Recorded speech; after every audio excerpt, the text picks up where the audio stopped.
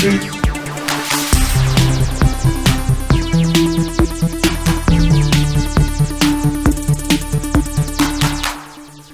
up, Sifters, and welcome to GameFace, episode 275 on Sifted Games at sifted.net.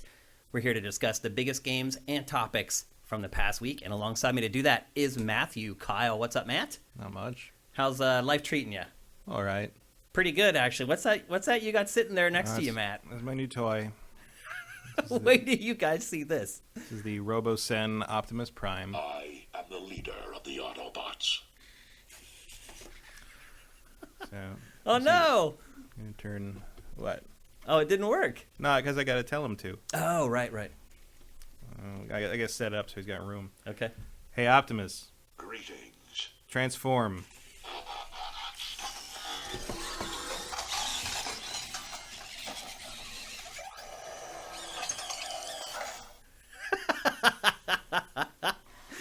Do some more of the other stuff it does. Oh, hey, Optimus. Greetings. Megatron. Megatron must be stopped, no matter the cost. Honestly, I think the coolest thing is transforming back into the truck, Oh, yeah. if you can do that. Hey, Optimus. Greetings. Transform.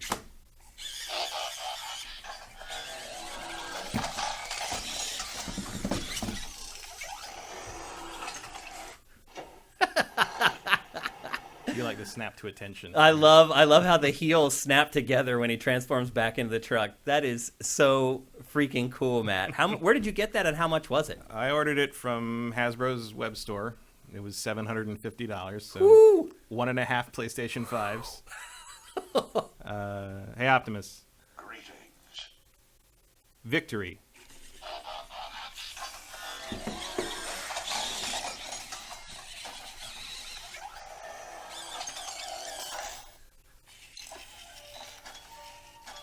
Knowledge is the pathway to victory. That is so sweet, dude. It worth every penny. If I could afford it, I would not. It's pretty great. If I could afford it, I would not regret buying it. They are they're sold out right now, Connection complete. but there's more coming in the spring. If should you decide you want to do that to yourself financially, and then there's an app where you can do poses that and stuff that you can download, like new ones.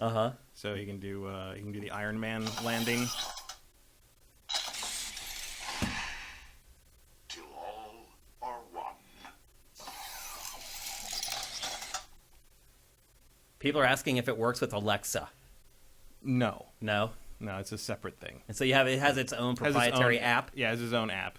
You download from the Google Play Store or the App Store, and that's it. Pretty freaking sweet. He's posing. This pose is called Be Cool. Be cool. So awesome. The sounds for it are pretty sweet too, man. Yeah. Yep. So there you go. You never know what you're going to get on GameFace because we got Matt on the show. And there's the heel click.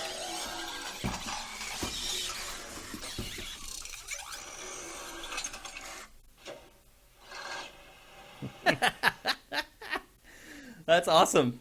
So anyway, welcome to GameFace. This week's episode, a couple of notes before we get going here.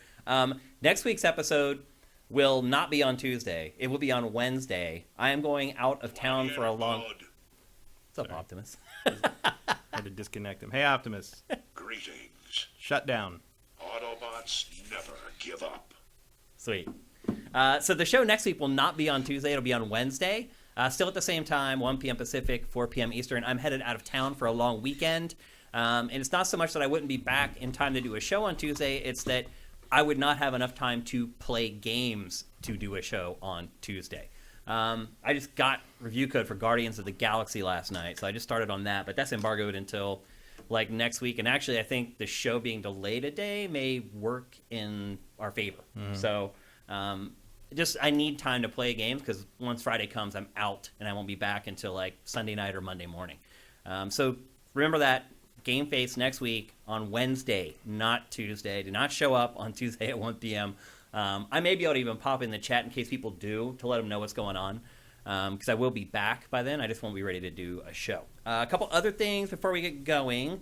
Let's see. Splinter Cell was confirmed this morning. Oh, yeah? Well, I didn't not see that. officially, but it was from a really reliable source. So a new Splinter Cell is coming. We've actually discussed that a couple times. I've thought Yeah, about for years. I thought about sliding it into the episode, but I was like, we just nothing talked new about to it say. like 6 weeks ago. Yeah. It felt like so. It's not a part of the show, but I just wanted to share that with you before we got going. And then another note: there is a beta sign up right now for Elden Ring. Have you signed up for it? Yep. So did I. So if you're interested in Elden Ring and you want to give it an early go, it was also delayed by like a month, right, to like February or something. Yeah, it was delayed to February 25th, I think. Yeah, I think that's right. Making February the most packed month in a long time if everything holds its date. Yeah. So Elden Ring, one, it was delayed a month, but two, there are signups for a beta right now. If you want to figure out where you can sign up, you just go to sifted.net and just search for Elden Ring, and it's probably one of the top 2 stories on the Elden Ring game page. And there's a sign up there. It literally takes like 2 seconds to sign up. They don't really ask for anything. They're like, what's your email address? Do you like all our other games? And that's pretty much it. And I did select like all of them plus the others because some of their older games weren't on there. Yeah. I mean, I played Kingsfield. I know exactly. where you came from, boys. Yeah. There's a couple other ones that weren't on there as well. So A lot of Armored Cores are not on there. Yeah, and I don't think Chromehounds was on there either. No. Yeah. Yep. So anyway, that's kind of the housekeeping before we get started. I saw some people in chat wondering what we're going to do on the show today because it has been a slow week in game releases, pretty much. One other thing before we get going, and some of you guys won't care about this because you haven't been affected by it, but we finally fixed the audio on GameFace. It has been months long that I've worked on this. I came in here this week and basically sat on the phone with the company for hours trying to figure out what was going on, and I think we figured it out. And some people are like, what are you talking about? The only way you could hear the audio problems is if you were listening to the video version with really good headphones. Otherwise, you couldn't hear it. I mean, I listen to the podcast version of the show every week, most every week, and you can't hear it at all. For some reason, when it gets sent through the process of turning into an MP3, the pops would disappear. But if you're watching the show on Sifted or on YouTube with cans on, like good cans, you could just hear this pop like happening in the background, like constantly. And it was sucked. And I've been working on it forever, and I finally got it figured out, I think. So if you're one of those people who listens to the show on YouTube or on Sifted with headphones and you've been hearing this audio distortion and these pops, let me know if they're gone. I think they're gone. We did like 3 test files, and they were all clean. So I'm really excited about that. I know you guys don't care, but I've been working on it for like months trying to figure it out. So I'm very excited about that. But anyway, back to what I was saying. If you were wondering, like, how are we going to do a show this week? We have plenty of topics. I think we have a good show today. I'm pretty excited about it. As you might expect, we're going to kick things off with Back 4 Blood. We talked about this game not that long ago, 6 weeks maybe, 5 weeks for its beta. Whatever the beta was, yeah. Yep. And it is, and now I believe this even more firmly than I did when we talked about it last time, it is absolutely a Left 4 Dead clone. Oh, yeah. In all the best and worst ways, I would argue. Matt, have you spent some more time with it? I mean, I played like half the first act, enough to know that I never need to play it again. I already uninstalled it. You were a big Left 4 Dead fan back in the day. That's the problem. Is I played Left 4 Dead 1 and 2 probably like 400 or 500 hours total, and I don't ever want to do that again. Not that I'm afraid I'd be addicted to Back 4 Blood because I wouldn't. It's just like it's like if you really loved a particular food or particular thing and you did it over all the time. It's like, and I'm just to the point that it's like you ate something so much that you're nauseous just looking at it. Oh. You know, like you never want to eat that again. It's like tequila. Yeah. It's that's the first liquor I ever got sick on, and I've never been able to drink it since. Yeah, that's how I feel about Left 4 Dead. That's how I feel about a few games that I've played too much. Phantasy Star Online has a similar effect. The menu music of Phantasy Star Online literally makes me a little It queasy. triggers you. Yeah. Like, I'm just like, nope, don't need to do that again. So yeah, I played like the first 2 or 3 of the opening chapter, Act 1 stuff, and I got to the safe house on the 3rd one, I think, and just I'm done. Like that's it. Like I get it. Like I played it. It's a smoother playing Left 4 Dead. and I want nothing to do with it. I think what that says, and that is entirely me. That is not a criticism of the game. Yeah. I think they nailed what they're trying to do. It's just I can't play it. Well, I think that also speaks to a big point that I have, which is they have really failed to innovate in any Oh no, there's nothing new here. appreciable at all. way. No. I mean, the card system is supposed to be its big switch up, and I will say this: this is one. The thing, bots are smarter. The bots are smarter than yeah. Left 4 Dead. I mean, they're Yeah. not smart. They're not good. Like you're Yeah. not going to make it through the game with them. But they are not complete idiots like the Left 4 Dead ones were. Now, the one thing I do feel like I came to appreciate more when I played the final version versus the beta version is the card system. Because when I was first playing the beta, I didn't quite understand it. I didn't quite get how they worked. And now that I've played a ton more of the game, I do understand how they work. And they do alter the game pretty significantly. Like some people, you'll start a game and you'll see changes in the game. Like there'll be fog, like really intense fog. And in this game, that makes a huge difference. Because it's all about kind of getting ahead of the horde to make sure you don't get overwhelmed and get kind of swarmed by them. Yeah, I will say that there's one of the big differences between Left 4 Dead and this is that this has larger areas with a longer line of sight. Like you can see what you're walking into more That's often. true. Yeah. Unless there's which the was fog card plate or but whatever. there's a technical limitation on Left 4 Dead for that. But this does take advantage of the better hardware we have now, where it's like, oh, I can see where all these monsters are. I mean, they will still crawl out of nowhere and spawn out of nowhere. They'll just jump over a and fence out of nowhere. And like there's suddenly giant ones running behind you in the apartment building hallway you already cleared and looked in every room of. But I guess he was just in a closet somewhere. I don't know. You never feel safe in this game. No. Because you can clear out an area, and it doesn't matter. If you have your back against a wall, they'll just climb over the wall right behind you and start attacking you from behind. So you never do truly feel safe unless you're in the safe house in this, which I guess some people may like that. Some people may not like it. But the card system, as I started learning it, it does add a layer to the game. And a big part of it, too, is coordinating with your teammates so that – because a lot of the cards that you decide to play from your deck affects your teammates as well. And so if you actually are on the headset and you communicate with your team while you're picking your cards, you can make sure that you're kind of covering your bases or you're setting your cards up for how you want to play. The other thing I would say, too, is, and look, I haven't played a game that I used the voice chat for a long time. But after I played this for a couple hours, I realized I kind of needed to use the headset, and I did. And it does make a big difference. Not so much like in-game being like, hey, like come and revive me or whatever. It's before the game. So while you're setting up your cards, it's really helpful. When you're choosing your loadouts in safe houses or before the game starts, it's really helpful.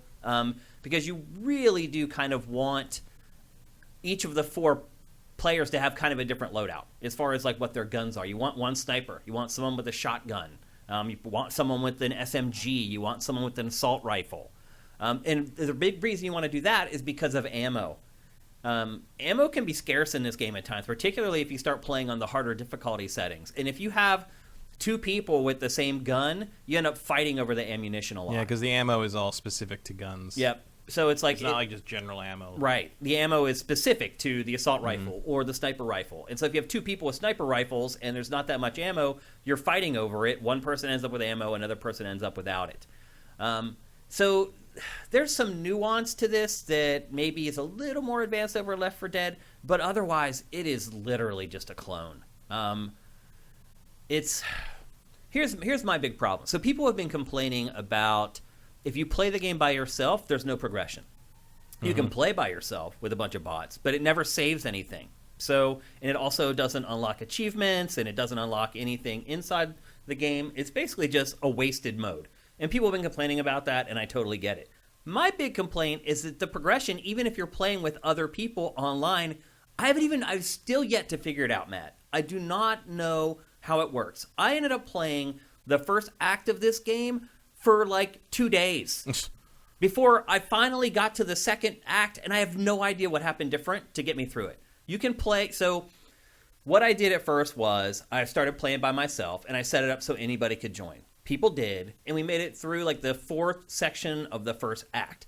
It saved at that point. And that's where I ended up being saved at for like 2 days. Because if you want to pick up from that point, you go to start the game, and you're like, okay, I want to continue my online campaign. You do that, and you sit there. You have to hope that there's somebody else who wants to start at that exact act at that exact point of that act. So I was on Act 1, Part 4. I could never find people to match up with. So I'd sit there for like 5 or 10 minutes waiting for the matchmaking to work. It wouldn't work. And then I'd back out, and I just select quick play. If you select quick play, you get no progression. None. At least I haven't figured out how to progress playing in another person's game. Maybe somebody in chat can help me out with this. I have completely flummoxed by this. Like I said, I eventually made it to Act 2 and to Act 3. I could not tell what happened to make it work so that I got to those acts. So as I said, I've played the first act of this game over and over again. And it doesn't help either because the first act was also a part of the beta. So I had already played it a ton.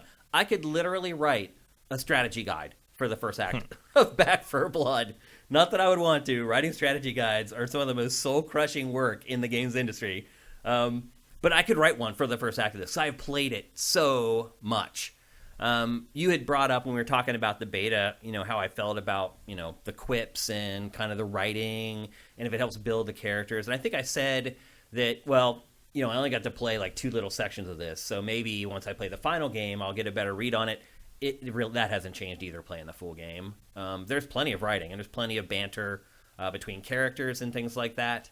But it's not particularly funny or interesting or clever.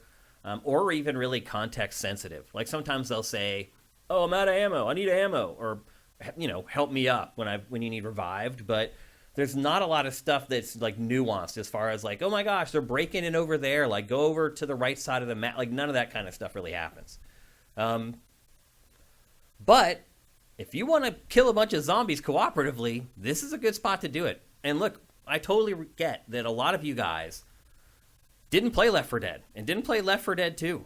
Maybe you didn't even get into gaming until after those games had kind of had their day in court, so to speak. 'Cause it's been a while. Yep. And for people like that, I think this is maybe a pretty good investment. I've spent a ton of hours with it between the beta and then the final version. So if I had paid full price for it, I probably still have already got my money's worth. Yeah, I only played it because it was on Game Pass. Oh. If it wasn't on Game Pass, I would never have played this I didn't even realize it was on Game Pass. Yeah. The base, you don't get any of the deluxe content or anything. But yeah, it's on Game Pass. Oh, that's great. Then if you have Game Pass, this is a no-brainer. And you guys have probably already been playing it if that's the case. I didn't even realize it was on there. But for those of you who don't know, maybe you are young enough that you never played Left 4 Dead or Left 4 Dead 2. It is a cooperative zombie shooter with 4 players. You basically fight from safe house to safe house. When you get to a safe house, there's a place to heal up. There's a trunk where you can buy new weapons and items. A lot of the cards that you get kind of manipulate that. So certain cards that you play will give you the ability to have like 2 health or first aid kits instead of just 1, or 3 grenades instead of just 1, or 3 toolkits instead of just 1. And these toolkits are this item that you can have that will let you unlock these kind of secret doors that you find throughout the levels. And if you get into those, they're a treasure trove. They're some of the best weapons you'll find in each map. There's tons of health in there, so if you're kind of struggling along. The other thing I would say, too, is that if you're new to this franchise, and even people who maybe aren't, I do recommend playing this on Rookie. If you play it on the middle difficulty setting, it is extremely frustrating. And you really have to coordinate with teammates to make it through if you play on the middle difficulty setting. And the easiest one isn't a cakewalk. Most of the zombies do go down with a couple well-placed bullets. But when you start fighting some of the bigger creatures in the game that take a lot more than that, and you take that into consideration with the fact that sometimes you just get swarmed by 30 or 40 zombies at once, to me there was plenty of challenge. I failed constantly playing with 3 other players on Rookie. In fact, I can't remember a single time where I just found a group of players where we just walked through the whole game, without dying or without having to start over or reset. So to me, the Rookie difficulty, I thought, was plenty of challenges. So if you're a noob, I highly recommend that that's what you do instead of jumping into the medium. And there's a reason that it's set by default to Rookie. At least I believe there is, because I think the developers realize Rookie is still pretty challenging, and especially for new players, it'll present enough of a challenge that I think people will enjoy it if they're not crazy experienced. And look, I played both Left 4 Deads. I play shooters all the time, and I still had fun playing it on Rookie. I didn't find that it was so easy that it was just pointless or anything like that. The boss fights are still tough. Look, in addition to the fog, there's also other variants that just pop up throughout the game. So when I played the beta, there's this boss called an ogre.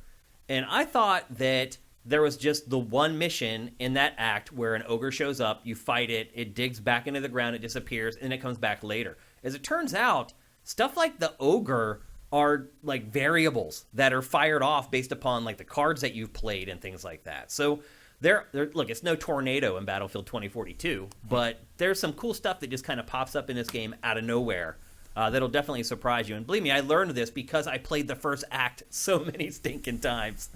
But again, if you play that middle difficulty setting, that's when you really got to coordinate. On Rookie, if there's like, okay, here's this thing, take it over here and set it down, like that's not a big deal. When you play it on the middle difficulty setting, you really have to coordinate with your teammates to accomplish some of those more, I don't know, out of the ordinary goals that some of the missions will actually throw at you. Matt, what did you find anything refreshing about the game? No. Like, I mean, I didn't see a lot of the stuff you're talking about in that regard. I just, ran through it and must have been on Rookie, I assume, because I didn't change anything in that regard. And it, it is what it is. It definitely did what it said. It's if you wanted Left 4 Dead 3, it is pretty much it. It plays pretty smooth. I found it pretty simple to get precision shots on things. Like I was using the rifles mostly, and could headshot things pretty reliably from the hip and aimed. Like the gunplay seemed fine. Level design seemed fine. There was sections where it's like, okay, if you can get through this section, you can sort of skip some stuff and not have to deal with it. But somebody fell off the thing, and now you got to help them, and now you got to find a way back up, and that means going through a lot more. I can definitely see how it would evolve, and sort of like I said, they use line of sight, they use distance and size of the areas in a way that Left 4 Dead didn't, because Left 4 Dead was not on that kind of hardware at the time. Mm-hmm.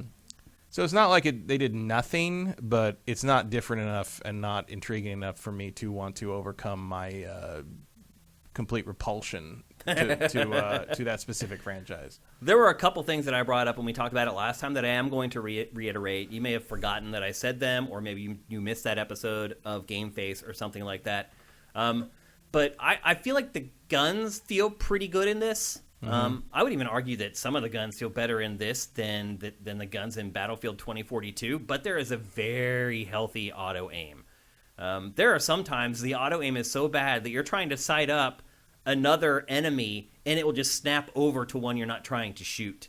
So it does. And I think honestly, I think it may have been jacked up from the beta.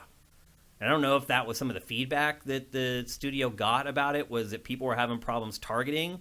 But the auto aim in the final version, to me, is way more generous than it was before.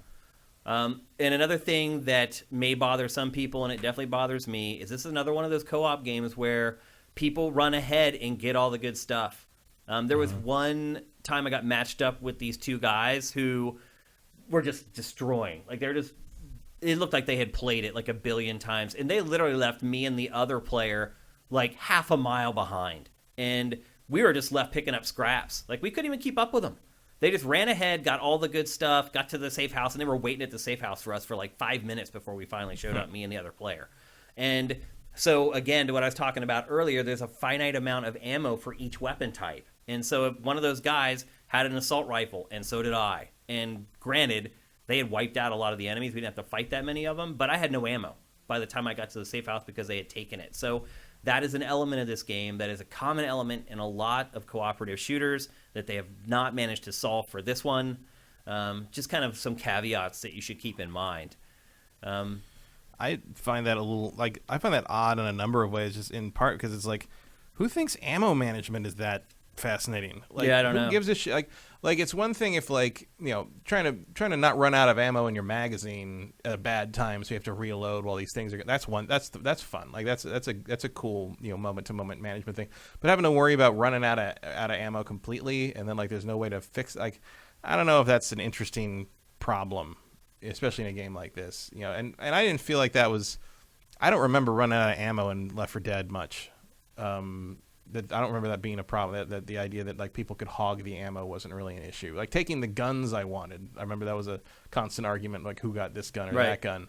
But I don't remember having I remember I think it was just like ammo things where just like everybody just got refilled on the ammo, and maybe there was limited numbers, but I think it was 4 reloads on each thing at least. Mm-hmm. Sort of like the health. Like you know, usually there was 4 health packs at the safe house or at the checkpoint places or whatever. Yeah. Well, there's like things on the walls now, but it has like 4 uses or whatever. Yeah. And people can do it twice and take one of your like health charges, which is pretty dirty. But it happens. The other thing I would say too that's the other thing that's unappealing about this to me is like, you're gonna have to play with other people. Yeah. Because you do get jerks. Like again, it's something I mentioned the last time we discussed it, is you can fall off ledges in this, and you're hanging there on the ledge as if you're dead or you're downed.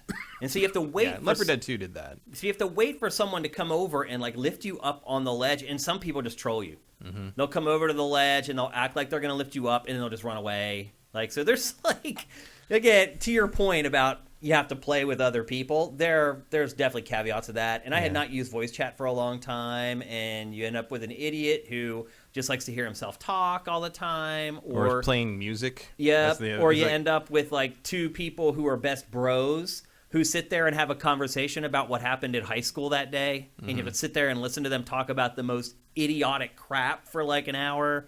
So it is interesting. I had not used voice chat for a while. I saw the good and the bad in it in the span of the few days that I played the final version of this game.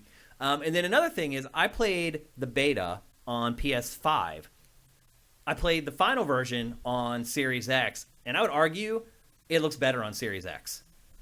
There was some screen tearing that I saw in the PS5 version, which is kind of starting to become a little bit of a theme that I've been seeing lately, which is not encouraging. And it just, everything looked crisper and clearer on Series X than it did on PS5. I don't know why. Probably higher resolution. Maybe. I don't know why that is, but to me... Because Series X is a little more powerful. Yeah. Like in a raw state. In a raw sense, yeah. And so to me, it looked a little better on Series X than it did on PS5. If you're someone who owns both and you're maybe trying to figure out which one you should buy. Also, if you have Game Pass... Just play it on that. How did I not realize it was on there? No. I guess I didn't check because they sent me a code for it. You sent a code for the PS5 version. Why would you look? No, the final version I played was Xbox Series X. Oh. They sent me... Why would they even bother sending me review code for Series X? I guess because it'd be earlier. Well, I guess they don't know if I have a sub to Game Pass. Yeah. I don't know. I mean, they can't expect you to... Yeah. Look, I did enjoy it, and I have enjoyed it. I haven't finished it yet. I've played more than enough to inform you guys on whether you guys should buy it or not, though. I can guarantee that. In some parts, I'm an expert on Act 1 of Back 4 Blood. Let me just tell you that. And I have had fun with it. It's a mindless kind of game that when you play it on the higher difficulties, it becomes far less mindless and maybe too mindful for having to coordinate with randoms online. If you have a group of 3 friends that you can always play with, you're golden. Yeah, if I still had a group of regular online playing friends like I did, 10 years ago or whatever, it'd probably be different. But... I think that's one of the worst parts about getting old, Matt, is that I don't have people to play games with online anymore. Hardly any of my friends that I used to play with play games online. Yeah, but at the same time, like, I don't really miss it. Like, I never liked being beholden to sort of schedules of like, oh, tonight we got to do this, tonight we got to... Yeah. And part of that was because, like, back then I lived a much more... structured and home focused life with my live-in girlfriend and all. There were no plans or surprise. Now I'm a little more spontaneous about what I do, so I don't like having like every Thursday locked down to play online games. Like it's one of the reasons I've never got super into MMOs. This is like I don't want to do that every night. So I don't miss playing multiplayer games as much. It was a good run. But I liked it more for the social aspect. Yeah. Like my buddies all play poker now, and I like poker. It's fine, but they literally play poker 3 nights a week online on Zoom and blah blah blah. It all started with COVID. Yeah, I'm sure. I would rather play Back 4 Blood with them than sit and play poker. I like poker, but I don't find online poker particularly. I like in person poker. Yeah. When you can actually read. When you can actually play the game with people. Yeah. Yeah, I agree with that. But they have all thrown away gaming to want to be poker stars. So all right. I do miss it, and I do wish that I could still play games with my friends back in Philadelphia it was a good way to kind of stay in touch with them and just kind of catch up. In other words, be that annoying person that I was complaining about earlier from high school, where they're talking about like, oh, Sally's dating blah blah blah. So anyway, I have had fun with the game. If you're wondering if there's like a story in it, not really. There's like these little cutscenes that kind of happen. Yeah, like it's less of a story and more of a situation. Yeah, that's a good way to describe it. Because if you watch this trailer, you might be fooled into thinking, oh, there's like a plot that like I follow. No, along. not really. Like the one guy is new. Like, you know, the younger guy has been recently acquired by the group, and there's clearly like they hint clearly at like history between various characters, but it doesn't really. At least from what I saw, it didn't go into really much. Yeah, it doesn't amount to much. You're not going to play this game for the story. No. I'll just like tell the you one that. older woman's name is Chris, but the others insist that she be called Mom for some reason. Yeah, it's a little weird. Yeah, it's a little weird. It's a little off, but it doesn't matter. It's irrelevant. Like, also, like, I guess the zombies in this are called the Ridden because they're parasites. Like in this, it's like they're worms that are that have infected them. Yeah, and like to the point that when you in the scene in the close, if you're close up to one, or if you see it in like the cutscenes, like worms fly out of them when they get killed. Like when they shoot them and stuff. That would definitely infect you, like that. Oh, yeah. Like the part of the thing that kept. Yeah, this is a stupid nitpick, but it's like. That would definitely get you. Like if you were anywhere near one of these things and got that on you, the odds are it would get in you more. It's not like the magic zombie thing where it's like if you get bitten, you turn into one. Yeah, like that's sort of the easy way. It's like The Walking Dead. They'll blow a zombie's head off. Blood will fly all over their face. Right. And obviously would go in their eyes and in their eyes mouth. or mouths. No, yeah, apparently and they not. just soldier on. Only if it's a bite for some reason. It's absurd. It's a contrivance. And it's like, well, it has to be in the saliva. I'm like, do you think no saliva? A corpse is not producing saliva, so what are you talking about? Right. B, do you think when you blow their head apart, some of that substance, whatever you want to call it, isn't part of the head splatter that gets in your face? Yeah. Like, it's best not to think about it. It's a plot device. Really not. But just like, turn off your brain while you're playing.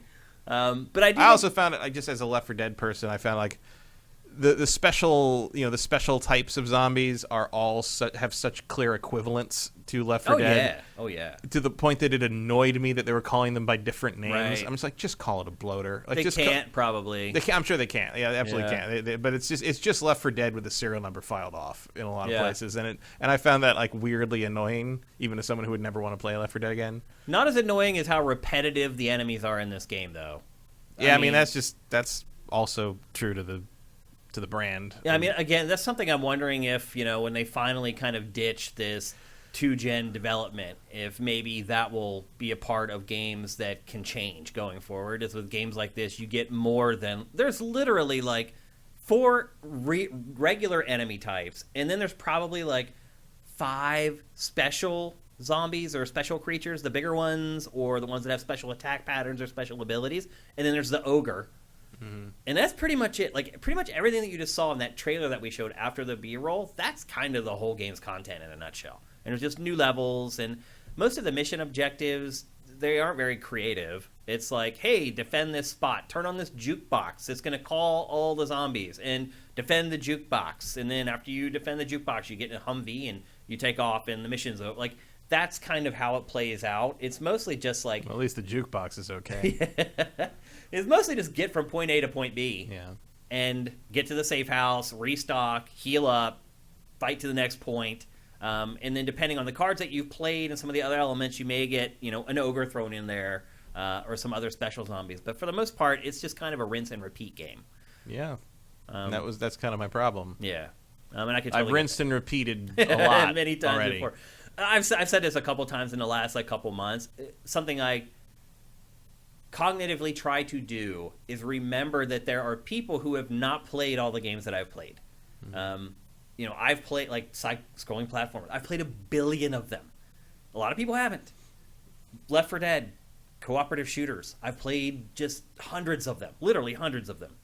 Some people may have played 1 or 2. So I feel like that's something I need to be aware of as I continue to get older, and the median age of the game player slowly creeps up, but for the most part is still staying in that same place. So I don't know what is reasonable, but for a long time the median age of gamers was my age, right, and continued to be that as I got older. Mm-hmm. Because partly but we've left it in the dust now, because the average age has not increased at the same rate as our age has, because you're always It going to did have for the a younger long time. players joining at the bottom end of the scale. So when I was 33, I think I was the average age of the gamer, but it's still like 33, or it's like now it's up to like 35 or something like that. 34. Yeah. Yeah. And it was 33 like 12 years ago. So the average age of the gamer goes up slowly, much slower than we age. So that's just something I'm trying to keep in mind. I know all you guys aren't like us. You haven't been playing games for 40 years or however long it's been. And so I try to keep that in mind when I evaluate games, and try to give some games the benefit of the doubt where really in my heart I'm like, this is like a game I've played like 100 times. It's an interesting thing that you have to do, because this is all new. We're like the first wave of people to really evaluate games on the level that we evaluate them on. Us and kind of all our colleagues that started back in the late 90s, early 2000s. So this is all fresh and new. I'm dealing with stuff like this. Getting older while the median age, you're kind of leaving it behind. And I mean, if you never played Left 4 Dead and this looks interesting to you and you have people that you can rely on to play with, absolutely. Yeah. But that doesn't mean I got to play it. Yeah, that's true. Yep. So anyway, there you go. That's Back for Blood. It's available for everything but Switch. That's not going to be a game that they can get to work on the cloud. Like No, I feel like that would be a hard sell. Yeah, an online game like that, trying to play a cloud version of that. So it's probably never coming to Switch. I will say this, though. I mean, Might be fun to watch people try to do that. oh my gosh, to try to get it to run over 5 frames a second or whatever. Even if you chop down all the detail on everything with that many zombies, I don't know. Did World War Z ever release for Switch? I don't remember. Because it's very similar. And I think I even said the last time we discussed this that like if you can find World War Z for like $5 or $10, I would recommend that over Back 4 Blood. Both games have their strengths and their weaknesses, but my guess is World War Z at this point is way cheaper.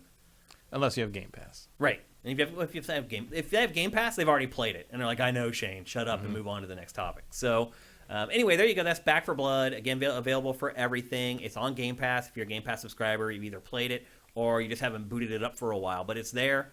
And as Matt said earlier, it is just a standard edition, but who cares? What do you get with the other version? Some cosmetics or some crap? Like, It's not worth the extra money. it's not. No. Absolutely. And if you have Game Pass, it's definitely not.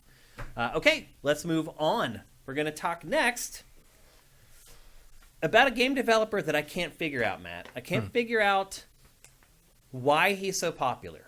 I have played most of his games, and I honestly was surprised to find out today when I really started looking into it this morning that he had made games from the original PlayStation era.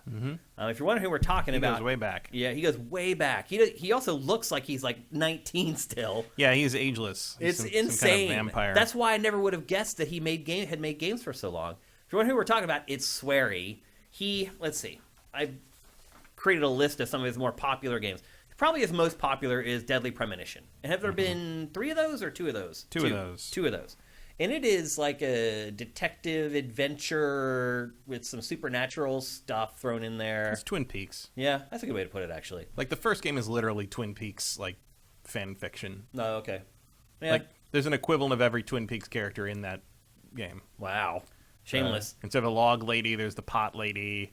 The sheriff is basically... I mean, they're all there. It's all there. Yeah. Like, playing that is just like, oh, you are just... I mean, the main character is an FBI agent who talks to himself all the time. Like it's literally just Agent Cooper, except in Deadly Premonition, it turns out he really is possessed by a demon. Yeah. The second game is weirder in terms And of more broken, it seems like. Yeah, I mean they put some patches up to try to fix it, but it still runs like ass. And I never finished it. I couldn't. I didn't either. Because like part of the charm of the first game was how just like the first game is not good. It's broken and janky and hard to play, and the gameplay is awful. The shooting is terrible, but like there's something like weirdly earnest about it. There's something like the music is like you can't decide whether you like the music or not, but the music fits somehow, but also makes it more endearing. Like the acting is stilted. It feels like a relic from the PS1 days almost, but it also like I would say that all his games feel like that. there's an element of that, but it's like there's just something charming about some of them. Not all of them, but some of them. And like it's sort of like Suda 51 in a way, or in a way where it's like these aren't they're the similar. most polished thing in the world, but no one else is doing anything like this. So you kind of like appreciate what you're being given, even if it's not fully baked. Yep. And then continuing on his cavalcade of releases, D4, Dark Dreams Don't Die, and The Missing were all kind of the bigger games that most recently were released before this one, which is called The Good Life. Matt, why do you think SWERY kind of has this cachet? Well, I don't know if I'd really say he does. Like he operates very much on the fringes of sort of the small budget game. But there are so many people that make small budget games, and we have no idea who those people are. But we know him. We do, but I feel like most people are not going to know who SWERY 64 is, 65 is. See, I can't even remember what number he is. I didn't know he had a number. Yeah. I just know him as SWERY. SWERY, he goes by SWERY 65, I think, or 60. Yeah. I remember first learning about him as SWERY 65. Huh. In Deadly Premonition era. Yeah, I mean, Deadly Premonition is probably the peak of his stuff. The first one. That's the believe it or not, that's where everything kind of came together the best. Yeah. This one was a Kickstarter, The Good Life. I Yeah. did not kickstart it because it sounded very strange, and there was sort of this element of like, And it is. It is, but there's an element of like, are you actually gonna be able to pull that off in the way you're describing it? And the answer is no. But everything that was said in the Kickstarter to be there is there, but it's just there in a very rudimentary fashion. Matt, how do they describe this game on Steam? There's a very funny... Like, the description is something like, you know, go to a quaint English town in this charming debt repayment RPG or something. Like, the implication is that, like, it's mostly going to be about this woman going to this, like, little English hamlet and doing a photojournalism assignment to repay her debts back home. Yeah, she's, like, way in debt. And she goes to this small town to take photos to make the money to pay off her debt. That's going to be a big moneymaker for her in ways that are not explained. And by the They end do of explain it eventually. sort of, but by the end of the she goes on the Flamingo app, which is basically Instagram, and starts selling her photos there. yeah, or not but selling she's them, also but- supposed to be paid by the publication she works Right. for apparently a lot of money for doing this job that no one would ever care about. But then by the end of the first day, like she meets a weirdly chipper girl in a wheelchair named Elizabeth, whose head moves independently of her hair in the character model. And the weirdest thing is, like, there's a lot of scenes where Elizabeth gets a huge major close up to make her seem creepy or whatever, and you can see the character model's head vibrating under the hair, which is a separate piece, like, stuck on the character model, and you're like, is that intentional, or like, why wouldn't you, like, there she is. You'll even see it, I think, a little bit here. Like, you can kind of see that the hair is not attached to her the head. And I'm like, why? If you're going to show that character model that close all the time, why wouldn't you? Maybe it's intentional. I don't know. This is one of those games that I talk about where I say it feels like it's held together with Scotch tape. Yeah, It feels like it's always on all his games are right like on the that. edge of crashing. Yeah, all his games are a little bit like that.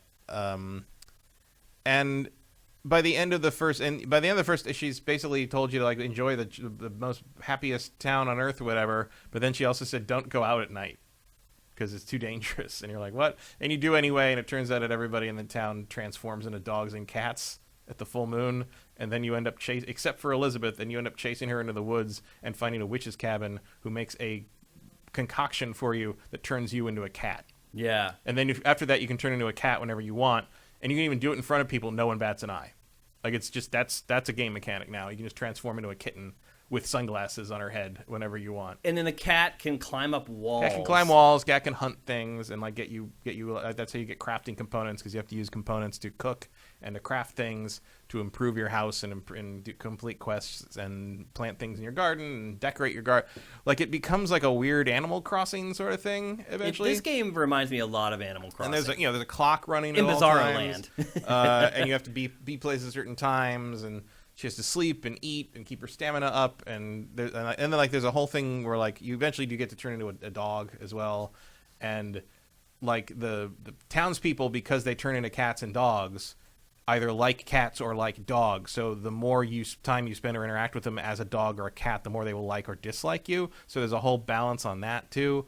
None of which is particularly well explained. Although I will say one of my favorite things in the game, like here you see the email, like you're using this ancient computer in this house they give you when you arrive. They give you a house. Give you a house. They give you a house with land attached to it, and you upload your photos to Instagram and stuff. And if you have like Flamingo, and if you have things in them that are the current buzzword, you'll get more likes and more money from that.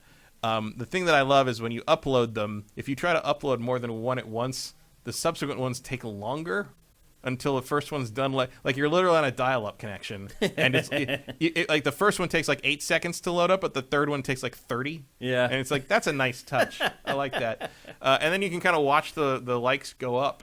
And usually it's pretty related to what's the subject of the photo, but every once in a while I'm just like, I took a picture of a potted geranium and I got like 2,000 likes.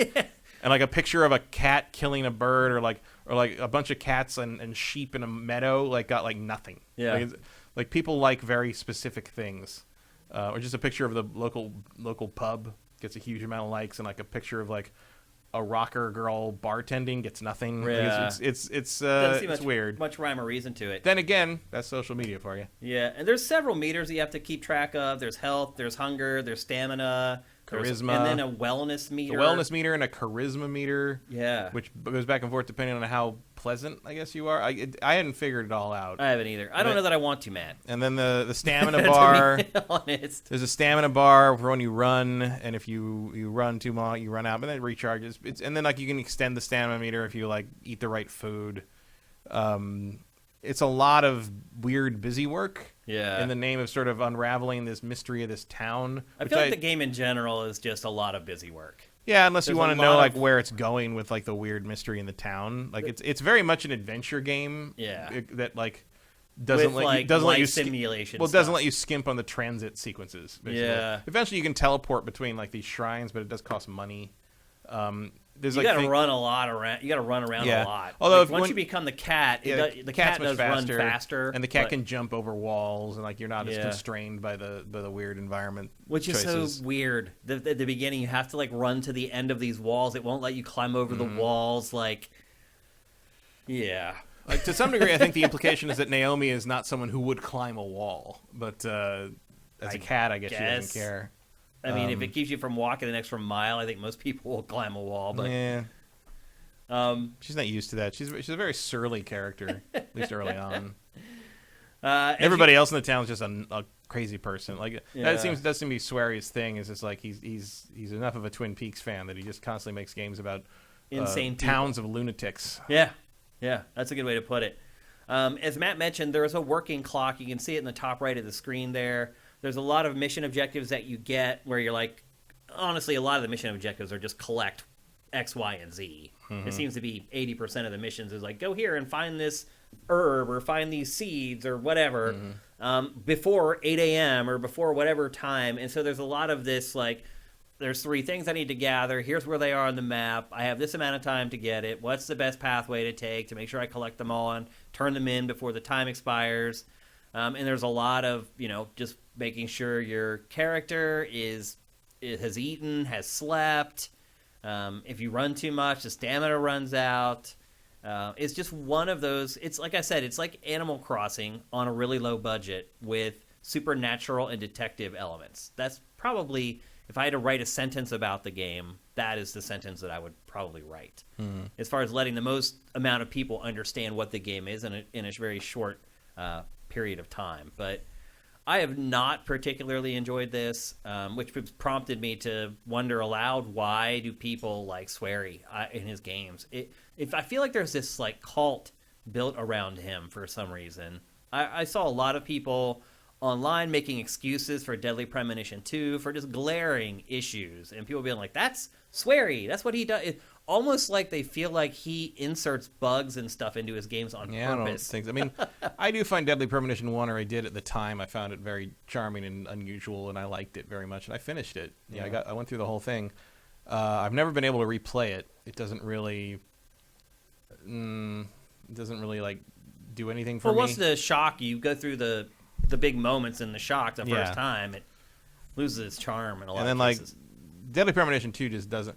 Deadly Premonition 2 makes the mistake of trying to recreate what I think was mostly accidental camp. You can't intentionally make Deadly accidental Premonition. camp. Yeah. You can't you can't recreate that. There's a lightning in a bottle element that it feels like a lot of his subsequent games have been trying to recapture, and you just can't do that on purpose. Yeah. This, I think, is probably the most successful at it since Deadly Premonition 1. Certainly Deadly Premonition 2 didn't really pull that off. D4 was a disaster to the point that it never got finished for a good reason.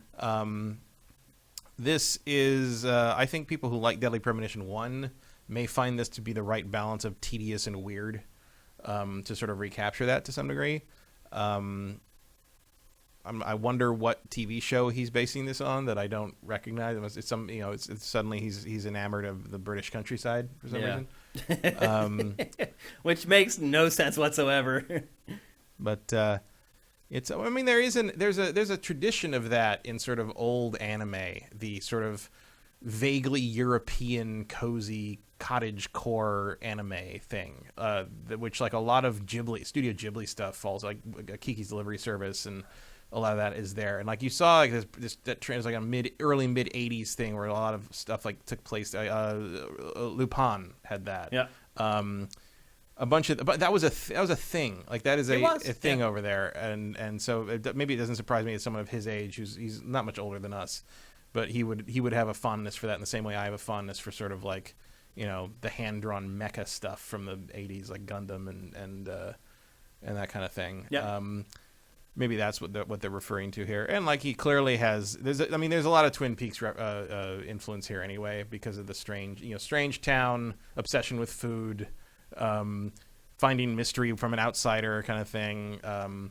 She's sort of Nami's sort of an opposite of Agent Cooper, whereas Agent Cooper is a thoroughly pleasant and completely competent person who finds the good in everything, and she's just a very bitter New Yorker who doesn't want to be where she is and continually calls the town a hellhole. Yep. Yep. Which it isn't. It's a very charming. I would be bored out of my mind after 2 days, but like but it's not a hellhole. No, it's fine. Like, lady, you've never been to a hellhole. You think that place is one? Some comments from chat. Texture Glitch says cults of personalities are not meant to be understood, Shane. Yeah. Which is true. I would say his cult of personality is not particularly large. Like it doesn't like people SWERY being beloved by a small group of people like that does not bother me in the way that Kojima's cult does. And then Justin Horman says, whenever I see something like a SWERY game or even Suda51, now I just mentally replace the names with mediocre, and I feel that ends up being true. No, that's not a stretch. And then Schneeky says, in defense of a cult, who knows why, I'm part of the David Cage cult, and we're like 9 million members. I think he might be a little generous. I think you might be a few zeros over the line on that one. Most people have no idea who that hack is. So. I don't think that they've ever sold 9 million copies of any game they've made. Quantic Dream? Yeah. I don't remember what their sales numbers are. Heavy Rain, I don't think got there. But also, like that would be the Beyond definitely didn't. That would be the total amount of sales, and I guarantee you, 90% of the people who play those games have no idea who he is. Yeah. So. Yeah. Probably so. Let's see what else. The premise, Leonosaurus, the premise of this game sounds like something you'd read off of, and it was censored. I don't know what that means. I don't know. Would you recommend people pick this up if they don't have Game Pass, Matt? No. Do you recommend they play it on Game Pass even? I mean, it's worth trying on Game Pass. It's just, it's bizarre. Like if any of what we've talked about have made you go like, what? Like, what? If it's piqued your interest at all, it's probably worth an install. It's not that big a game. Yeah. You'll know in the space of like an hour if Easily. you want to keep going or not. Yeah, you figure it out real fast. Because also within an hour, you start to realize what the loop is, and that it's also pretty repetitive. Yeah, and you can see like that's awful. Like the animation of the cat, and like there's something like the idea of turning into a cat, and like that's not even that's like PS2. That's like PS2 games were better than that. I mean, look at the character models in this. Like all the objects are really low poly. There's no reason for them to be low poly anymore. Mm-hmm. But this engine, it does I've seen it chug a couple times. Yeah, and it's literally displaying like a couple 100,000 polygons at certain points. It's not a very detailed game. Yeah, Sneaky, I think you're really stretching the definition of huge on this. Those games are not particularly well known. Vincent says that Detroit sold over 2 million. That's not. Yeah, that's not 9. Much. That's definitely not 9. No. I mean, I guess Detroit and especially Connor has a huge following. What's Connor? Connor's a character. In what? Isn't he the FBI, the agent guy in Detroit? I think Sneaky, you're in a cult, bro. That's the thing about cults. They try to make it feel like everyone else agrees with you. Yeah. And that everybody else are the weirdos, but that's not how it is in reality. I would probably spend $10 on this game. And it's not $10. I was shocked to learn the actual price of this game. How much? Oh, $30, $30. right? Yeah, no way. This is not a $30 game. Have you finished this game? No. I think this game's probably like 100 hours. You think? I think his games go on forever. Oh, I didn't completely realize that. forgot that this starts with a retelling of the Dick Whittington and his cat story. Yeah, like, where he sells the cat for like a fortune somehow. Yeah, he rents the cat to ships to kill all the vermin, and he gets rich off that. Basically, Yeah. so he and his cat become celebrities and becomes mayor of London and stuff. It's a classic. It's actual classic, like kind of folktale kind of thing. And I'm not sure how it relates to the game. Eventually, maybe it's explained. I don't know, but yeah. So that's The Good Life. What other platforms is it on? Actually, It's on almost everything. PC, PS4, Xbox One, and Switch. Yeah, it's everywhere. Yeah. But This game can definitely run on Switch. No problem. oh, okay, yeah. I mean, it has trouble running in places on the Xbox Series X. So Yeah. I don't know what it looks like That's on the a good Switch. point. The only reason it could not run on Switch is the engine. Not Yeah, because it's not of the what- Switch's fault for once. Exactly. It's not the hardware's fault. But yeah, I take a hard pass on that game. I spent a couple hours with it, and I was like, I'm good. Yeah. I got a little taste of weirdness and a good taste of the jank, and that's pretty much all I needed. That's actually a good comparison. Like, what is it? Yabal Bowl 1? Like, I have no idea what that name is, but He is a video game equivalent of The Room. yeah, like David Cage is the Tommy Wiseau of video games. That's good. Like, he has no idea what he does is garbage, but people kind of appreciate it for being garbage, maybe. Sneaky saying, look him up and his Connor army. Okay. Yeah, I don't know. I mean, like, I'm sure there's a lot of people who like to do fan art of that stupid Android, but like that. Andy T. Monham brings up a good point. Wait to play Stray. Yeah. Yeah, I mean, well, again, if you have Game Pass, Yeah. screw it. Like, why not? I I mean, think everything we're talking about today is on Game Pass. Is it? Yeah. The next thing is too. No. Yeah. What do you mean the next game that Next we talk game, about? yeah. No, yeah. I mean, that just shows you what's going on with Game Pass right now. Yeah. It's the best deal in gaming, hands down. And there's a reason why although people said that 30 million figure ended up not being true. Mm-hmm. They haven't announced numbers yet, so I don't know how people Who knows? figured that out. That is kind of an ongoing thing with like these weird new service ideas and models, like where like nobody releases numbers and talks about numbers. Like, I don't know if you saw the article on why The Last Man got canceled. You see that? No, huh? Why The Last Man is already, they're not, Hulu. I saw that it was and canceled, Yeah, they're but I not didn't picking it know up for why. another season. But an article about kind of why and everything happened. Part of it was COVID timing, because in order to make to reserve the cast for another few months to decide whether to let the season finish and decide if they want to do more, they'd have to shell out an extra $3 million to kind of reserve everything, and they decided just not to do that. One of the reasons is FX has no idea how well the show is doing because Hulu doesn't tell anyone numbers. And How do you sign deals with service providers that will not none of them provide the data? None of them do. Yet Netflix doesn't. So I'm assuming Hulu those doesn't. deals aren't based upon viewers or ratings. That's the thing, is they're based on kind of nothing. Like, that's why the model has to change, because Hulu doesn't tell anyone outside of themselves, and this is, Hulu and FX are both owned by Disney. Like, they're both owned by the same parent company, but Hulu does not disclose internal numbers. The same thing happens with, like, I guarantee you, like Dave Letterman doesn't know what his viewership was on his Netflix show, because Netflix doesn't tell anyone that. I've been aware of that for a long It doesn't time. matter. Yeah. And they all work like that. Yeah. So basically, these production companies and these outside networks are signing these deals, and they're never going to get any feedback on how the audience reacted or what the only time you get any numbers is when they put out, the streaming companies put out some kind of bragging PR press release about something, the way Netflix is doing with Squid Game. So you never know. Like, even internally, like, you will never find, if you make a show for Netflix or Hulu, you will never know how well it did. That's got to be maddening. It is. I mean, It is. Like I know specifically, like firsthand, of pretty major named people who had shows on some of these services who like went to the effort to like, let's go do lunch, let's go hang out with the execs from Netflix or Hulu or Disney Plus or whatever, and like they wouldn't tell them. Like people you would not think someone would turn down their question about this, and they got turned down. Like it's madness.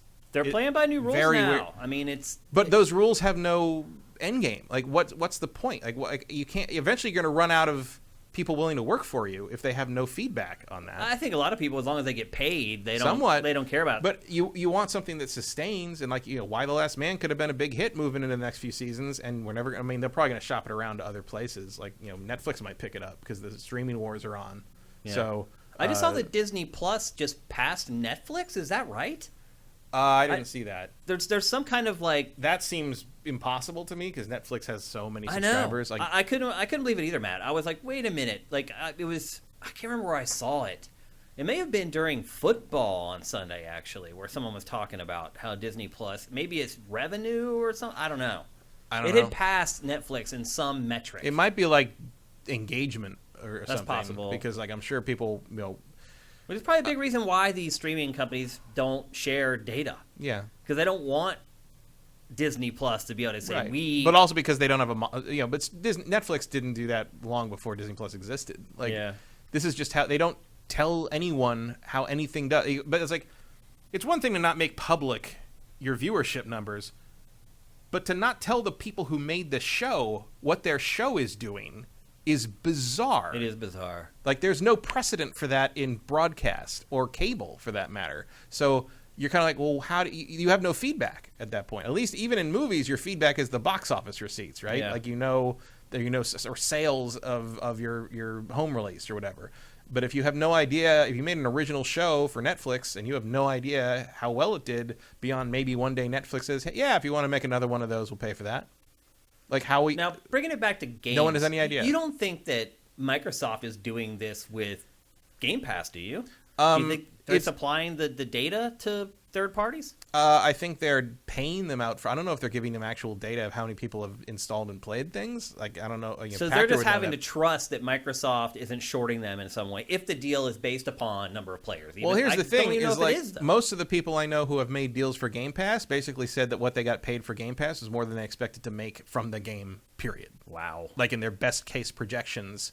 Like I know 3 people specifically who told me they paid them more than their best case scenario across all platforms. So off of one platform from one deal, they'd already made more money than they thought they were going to make from the game total. So every other sale on PC and PlayStation and Switch or whatever was gravy. Wow.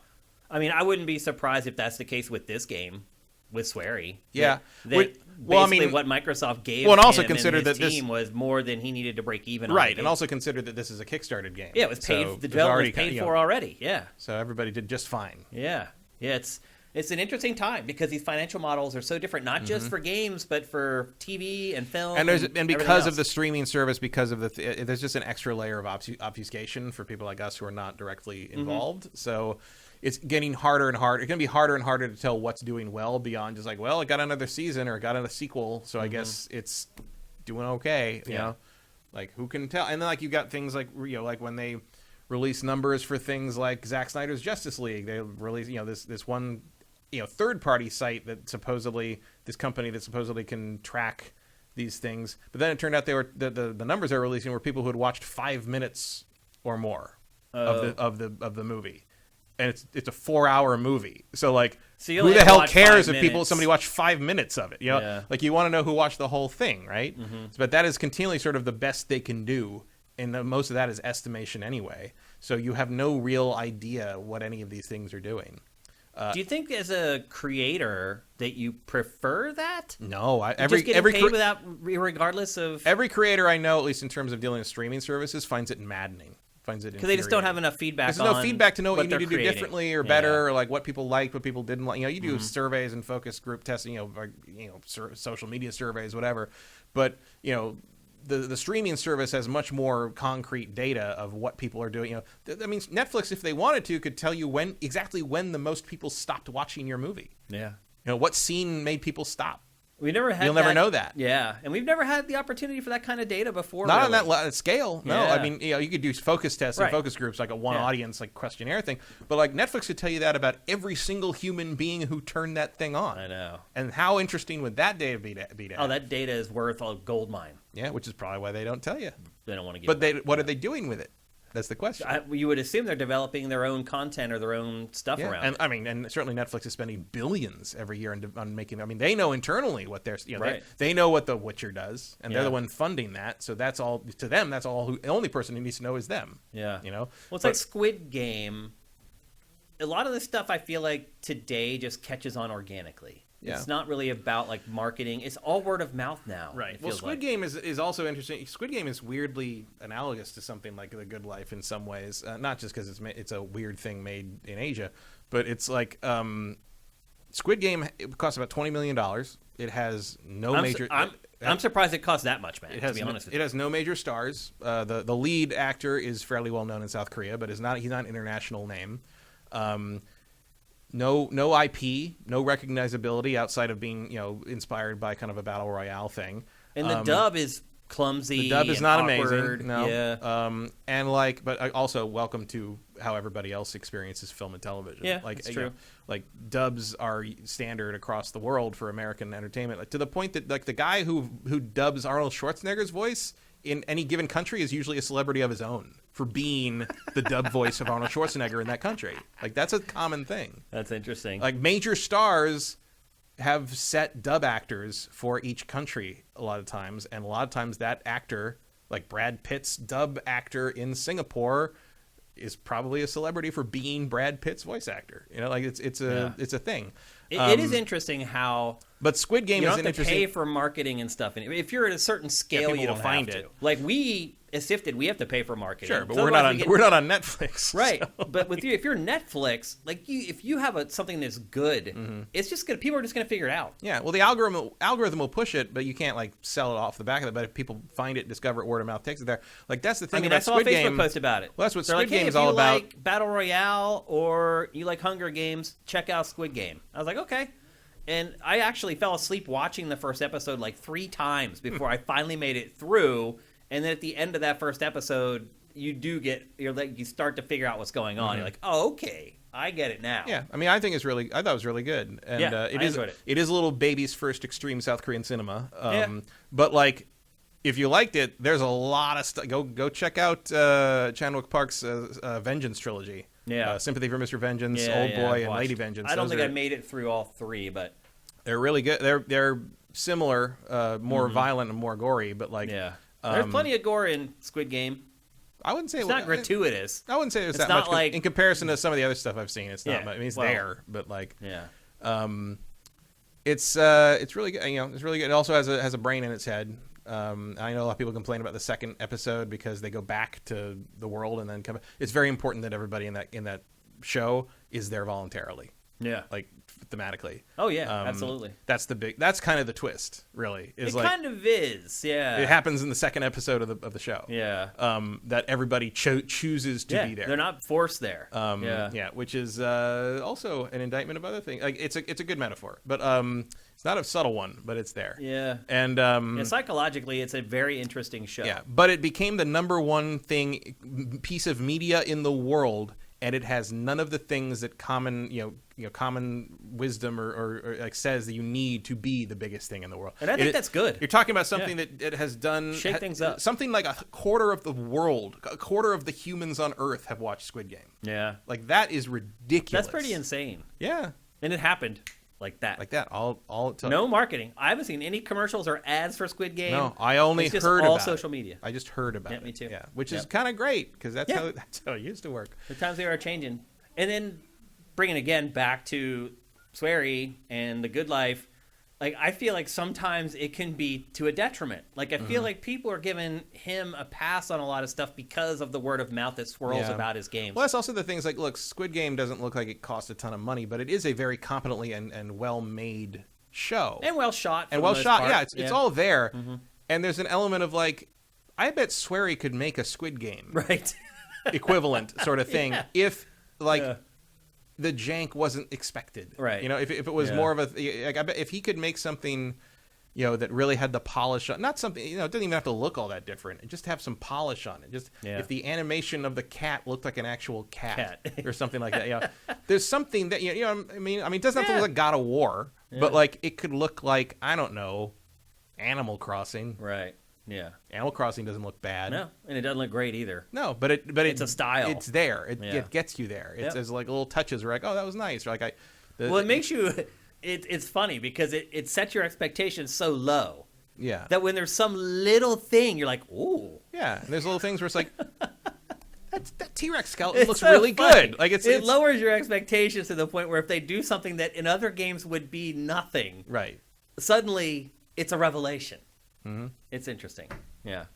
So anyway, there you go. That's what Kirby's wrote. I don't know how we got on Squid Game talking about the good life, but I mean, just that's how we roll here on GameFace. I'd say it's because it's a weird breakout hit thing, but it's also Good Life is not a breakout hit. I mean, I feel like he in general is a weird breakout hit thing though, and he's never got rich or anything. No, on a very very his small games scale. Do not. I don't feel like I should know his name. Is what I'm getting at, but I do. Yeah. Yeah, but I mean, does that make sense? It does, but like I think his name is uncommon even among people who are as into it as we are to some degree. Like we keep track of that stuff. Sometimes I get him confused with Suda51, and I've met Suda51. Like that's I like Suda51's games more than SWERY's for the most part. I tried to get SWERY to do a 3-night weekend with me, and he just completely blew me off. It has nothing to do with my impressions of this game or anything. It's like, but I don't know, he didn't care. And I was like, look at some of the people that have come on the show. Like, and he was just radio silence. Weird. But anyway, there you go. That's The Good Life. Neither one of us recommend you buy it. It's $30. It's too much. $30 is way too much. Yeah. I would maybe spend 10 for it just to play it as an oddity. But even then, I think that's a stretch. Okay. Let's move on. We're going to talk next about Nintendo Switch Online again for 2 weeks in a row. Because last week we talked about them announcing it. And the fact that N64 and Sega Genesis games were coming to Nintendo Switch Online for, at that point, an unannounced increase in price. And then, what was it, 2 days later after we recorded the show, they announced the price. And Matt, it is going from $20 a month to $50 a month for what? Not a month. I'm sorry, a year. A year. That's very important. That's a very important distinction. Part of it is, I think, an upsell because you're getting the Animal Crossing DLC with it, which is like, I don't care about that, so bite me. Like that, I don't know. It's bizarre. Like, I mean, I thought $10 raised for the N64, Genesis, etc. add-on would have been like what, but 30. I think you said 30, I think, as like almost a joke, but like, well, then Pachter said 40, and I thought he was insane. And it just so happened that we had recorded this like just before all this stuff, and we published the episode where he predicted the price like 3 days beforehand. If you're a subscriber, anyway. If you're not a subscriber, I think you may have got it the same day. And he had said like 40, moving to 50, and I was like, I didn't say anything to him while we were recording, but I'm sitting there, I'm like, you're insane, dude. There's no way they're going to charge that much. Well, here we are. And you can't even pay month to month anymore. It. You can't even pay month to month anymore. Oh, you can't? No, I didn't realize it's a year. Like you're in for a year. And then can you imagine if Sony did this? I know. 150% jack up. Yeah, Nintendo's fans are so forgiving. Yeah, unbelievable. And that's why this stuff happens, because Nintendo knows it can get away with it. It's like they have a certain number of fanatics. To me, there's a difference between, and I know fan a lot more than David Cage does. Yeah, I'll tell you that much. I know, fan is a truncated form of fanatic, but to me, there's a difference between fans and fanatics. And Nintendo has fanatics, and millions of them, and it knows it can do pretty much whatever it wants, and that certain segment of its audience is going to say, that's fine, and here's my money. It's also bizarre, like, I mean, a lot of it has to be, like, I assume you're going to get, like, one big DLC for something per year off of this. Because otherwise, what is the... Matt, here's what I'm assuming. I'm assuming you're going to get all DLC for Nintendo first-party stuff with this. That seems unlikely. You really think it's just going to be one piece of DLC per year? Yeah. See, look, I'm trying to give Nintendo the benefit of the doubt here, because that makes more sense. If you spend the $50 a year and you get all the DLC for Nintendo's first-party stuff included in that price, then it starts to make a little more sense. But you're still beholden to does Nintendo release any DLC this year, or does it not? Is it DLC for a game that I own? If it is a game that I own, do I care about the DLC? Like, I have Animal Crossing. Do I care about playing this DLC? I do not. I think they're just going to pick one game, and that will be the DLC pass you get for the year. For the year. Yeah. Like, maybe it would be Breath of the Wild 2. For next year. But That would you're make gonna, it more enticing. But if you care about it, like I didn't Which find a lot of people will for that game. But I find the Animal Crossing thing completely unenticing. Me too. I would much rather just pay an extra $10 for the. But even then, it's like the N64 collection they're going to put out is never going to be any kind of definitive thing because you're never going to get GoldenEye. Yeah. They've already put out Mario 64 in a better form in the Mario stuff. Now I guess we know why they were going to stop selling that. Huh. Now they have licensed some third-party stuff, which is better than none. Yeah. Which is more than I would expect. So they got it's also like win how back, many but great I mean, how much did you pay for the win right? back? And also, how many great games are there on N64 today? Now, when you really sit back and think about games you'd want to play again, I think those first 2 batches knocked out 80, a lot. 80 to 85%. A whole lot. And like the stuff that's left that I would want to play is not stuff anyone else would want to play. Like I would love to play Body Harvest or Body Harvest, or Hybrid Heaven would be fun to see come back. Yeah.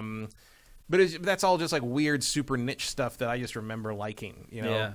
Like, well, a lot of it had. In reality, you're going to end up like with War Gods and right. stuff. Like those you terrible also have to fighters. remember, like, there's a lot of nostalgia involved with N64 games because, particularly if it was the only system that you owned, you were waiting just months for games to play. Oh yeah. Like there was no third-party support on the platform. Not after the first couple of years, no. No, so you just had to sit and wait for Nintendo's first-party stuff. Yeah, well, that was the beginning of that Nintendo tradition of just like I have the Nintendo system so that once a quarter I play the Nintendo game that comes out. That's it. That's where it started. And like the other problem it has, of course, is that like so many of the high level of the flagship games have better versions of them now. Yep. Like everything Rare put out has a better version on the Xbox. Yeah, which is why Microsoft doesn't give a crap about allowing Banjo to Banjo be can go because Banjo has 2 better versions on 360 and on the Rare Replay thing. Yep. Jet Force Gemini is only playable. I mean, I go back to the N64 version of that. Good luck. Like the controls are so weird. Controls are weird. It runs at like 9 frames a second. Like is it like the one on Rare Replay is a godsend if you like that game, and I do. That was one of my favorite Rare games of that platform. I just didn't know any better. Yeah. And I was gonna say Star Fox Adventures, but then I remember that got pushed to the GameCube. Yeah. And still runs pretty well. It's called well. Dinosaur Planet on N64. And remember, that build appeared out of nowhere like 8 months ago or something. Yeah. You know what I'd love to see leak somehow is the N64 build of Eternal Darkness. Because I played that at E3 one year. I did too. And I'd love to see the differences on that. Yeah, I mean, it was just a shell. Though. Yeah, it was like walking around the mansion, basically. There was like hardly anything there. in it at that point. Yeah. That's probably all it was. But there's a ROM somewhere of that. Guaranteed. Or Cameo. Yeah. I wouldn't mind seeing that as well. Yeah. But there's a bunch of stuff. It's like, and there's things that I really like that I know we'll never see. Like, will we see, Beetle Adventure Racing? Probably not. Less EA, right? Well, you'd have to pay for the Beetle license, the VW license, Volkswagen. Yeah. Nice wheels. Yeah.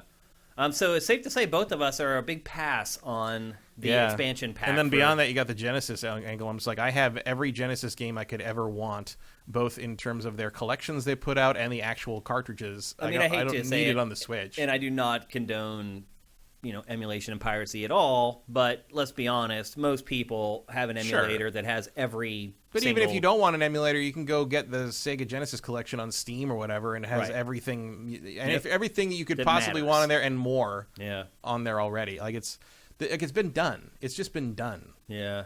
And I don't like them rolling this N64 and Genesis stuff in with the DLC to get it out to that $50. It's like, okay, then you should just scale it. You should let me jump in for N64 and Genesis for an extra $10. Yeah. And then take that extra 20. If somebody wants the DLC for Animal Crossing, let them have at it. I don't care. Yeah, or you know what? At this point, I'm just like, I just bring back the Virtual Console and let me buy what I want to buy. Yeah. I mean, that's really the answer, honestly. Should have been, but it will never be again. And we should also be to a point where the Virtual Console, if they establish it on Switch, would be the final one. Because that's been the problem. Like, I've lost all that stuff. Anything that I had on the Virtual Console, where do I get it now, Matt? It's just dust in the wind, right? Yeah. Like, Nintendo needs to set up a Virtual Console, as you said, that will sustain. So we don't have to keep buying this stuff over and over and over again. I had a really nice Virtual storefront. Console library on the Wii and Wii U by the end of that, like including a bunch of stuff that's still not available on on the and Switch. May never be. No, like where's Metroid Fusion? Right, which is a huge oversight. Yeah, It's bizarre. But anyway, look, end of the day, what matters the most is can I continue to play games online on my Switch for $20 a year? I can. And I'm okay with that. I wish that they had created tiered pricing so I could spend an extra $10 to get the N64 and Genesis stuff. and I feel like they will. You think? I feel eventually they will. I feel like have the to do cat's that. out of the bag now. I think they will eventually have to do that because 150% price jump on this thing. I mean, that's going to sell to the diehards or the people that desperately want the Animal Crossing DLC, I guess. But like, there's more money to be made there from people who are going to throw you an extra $10 a year, and they'll come to that later, sometime next year, I bet. How much is the Animal Crossing DLC going to cost I can't remember. if you buy it separately? I think it might be 25, something like that. Really? I So haven't why looked wouldn't into you it. just wait? I don't ever intend to turn on Animal Crossing again. My town is probably just inhabited by sentient cockroaches at this point. And everything's overgrown and blah, blah, blah. And I haven't played it in, God, I don't even know how long. Since like 2 months after launch. Yeah, like July last year, Yeah. I think. And so I don't care. I got all the museum fossils, and I stopped. Every single Animal Crossing, that's what I've done. That I play. Once I you complete complete the the museum, and I never turn it on again. I don't know why that is. I don't know. Once I'm done with the fossils, I just stop. Yeah. I did all the fossils. I built the giant Godzilla thing, and I built the giant robot fighting the Godzilla thing, and I was done. Yeah. That was it. Let's go to chat and see what they're saying. Sifted says separately, the AC DLC is $25. So you're saving $5. You're spending an extra $5 to get basically. Oh, you're right. To get N64 games. Yeah. Yeah. I guess it depends on your perspective on whether you're saving or not. So it's $25. You're spending an extra $30. So as you say, then you would be saving $5. If you, it's to me, it's worth the $5 to wait to see if the DLC is worth buying, because that's the problem. Is you're spending the money now, you don't know if that DLC is going to be good or not. So to me, it's worth it. Like if I have to spend an extra $5 for it, to know that it's good before I spend my money. I mean, that's another angle to it all as well. Autumn Watch Sneaky, what are you doing? You posted misogynistic stuff in our chat. What? Manager Sony put up PS Plus. Yeah, I'll allow that. I don't. I don't understand why they think there's a misogynist comment there. And he just says, imagine if Sony put up PlayStation Plus to $200, but we got 10 PS1 ROMs. That would not work. No. I would not be happy about that. The other problem is like that generation is even at the time I said that generation was going to age like milk. Yeah. And it did. Not just because of the graphics, but because like those games were all trying to figure out like how to move in 3D space. Like it was it was a very rough period of time, and most of those games are not particularly playable anymore. They're not fun anymore. No. They don't look good anymore. They don't run well anymore. It's a tough sell. I don't know how they're rationalizing I think that. I mean, to me, you're down to maybe 10 to 15 games per platform from that era that you'd want to play again today. Yeah, I mean, PlayStation, maybe even less. Yeah. I mean, no, there's more because there's more games. There's more volume. But I would say the percentage is lower. Yeah. Like as far as what percentage of PS1 games would you still play Of today? the total, yeah. I would say that number is like 20%. And a lot of them are, it's and a like lot of them 30 are or 40. like universal thing. They're not even like standard. Like Parappa still works Right. because it's basically a 2D cartoon where you play music. Yeah, as we've said many times, the 2D stuff holds up better than the old 3D stuff, for sure. Like Metal Gear Solid still works. Yeah. If you maybe upgrade it so he has eyes, His head doesn't look like a triangle. Yeah. Yeah, it's bizarre. Sanuku says you can still buy it separate, but they made a bundle to make it more price attractive if you care to about the online stuff. I'm not sure what he's getting at there. Well, you need the online subscription to do the island visiting and all that stuff. So Animal Crossing is probably their most successful online game right now, since Splatoon 2 is probably older than that and not doing as well. Wampler's asking, Wampler13, do you own the DLC or is it tied to your account? That's a good question, too. tied to your membership. So if Yeah. your membership So if you cancel your membership, lapses, you will you don't- be able to play the DLC? I think that's why it's yearly, because I think you were literally just buying the 2020 like online package or 2021 online package, and that gives you the DLC. So you to think you'll own it? Yeah, because you can't undo that. It's not a subscription. You are just buying this year's DLC. Yeah, because then you'll have it downloaded. It'll be on your hard drive. Yeah. There's no way they can take and that then back. no, Yeah. and then next year you're gonna have to decide whether you want to pay $50 in 2022 for online access, and because I'm sure the $20 subscription fee is still in play for online play, and then that extra $30 is basically just buying DLC plus the access to the I don't think there's a way to renege on that. Yeah. Like that's what you paid it. I guess They you could take away the N64 and Genesis stuff easily. Yeah, they want to do that. Yeah. Like that would definitely go away if you decided not to pay next year. Right. But I don't think DLC they would, shouldn't. But I don't think they would take away the Animal Crossing DLC. I think that's what you're purchasing. Yeah, I would be surprised if they did it, but Also, if you decide not to, my guess would be if you decide not to buy the 2022 pass, you would still have access to, the pass you already own would cover the N64 stuff till the end of this Right. year. yeah. Or whenever the end of their term happens to be. I don't know what they're going to do with that. Or Yeah. the end of your year, Yeah. you. So Matt, is it safe to assume you're not going to plunk down your $50 for this? No, I don't see the point. I just had to renew my Nintendo Online subscription. I didn't even realize it had lapsed. And I just renewed it, and I was like, oh, I could wait like a week and get, I was like, no. Yeah, I think mine auto renewed I'm not going whenever. to. I actually get more use out of the Super Nintendo thing. Oh, you do? anything. Yeah, I mean, I hardly ever I play touch some that of those. stuff. I don't touch it that much, but I do once in a while. 'Cause, I mean, Yeah. it's been terrible the last few updates because it's just like I've never even heard of most of these games. Yeah.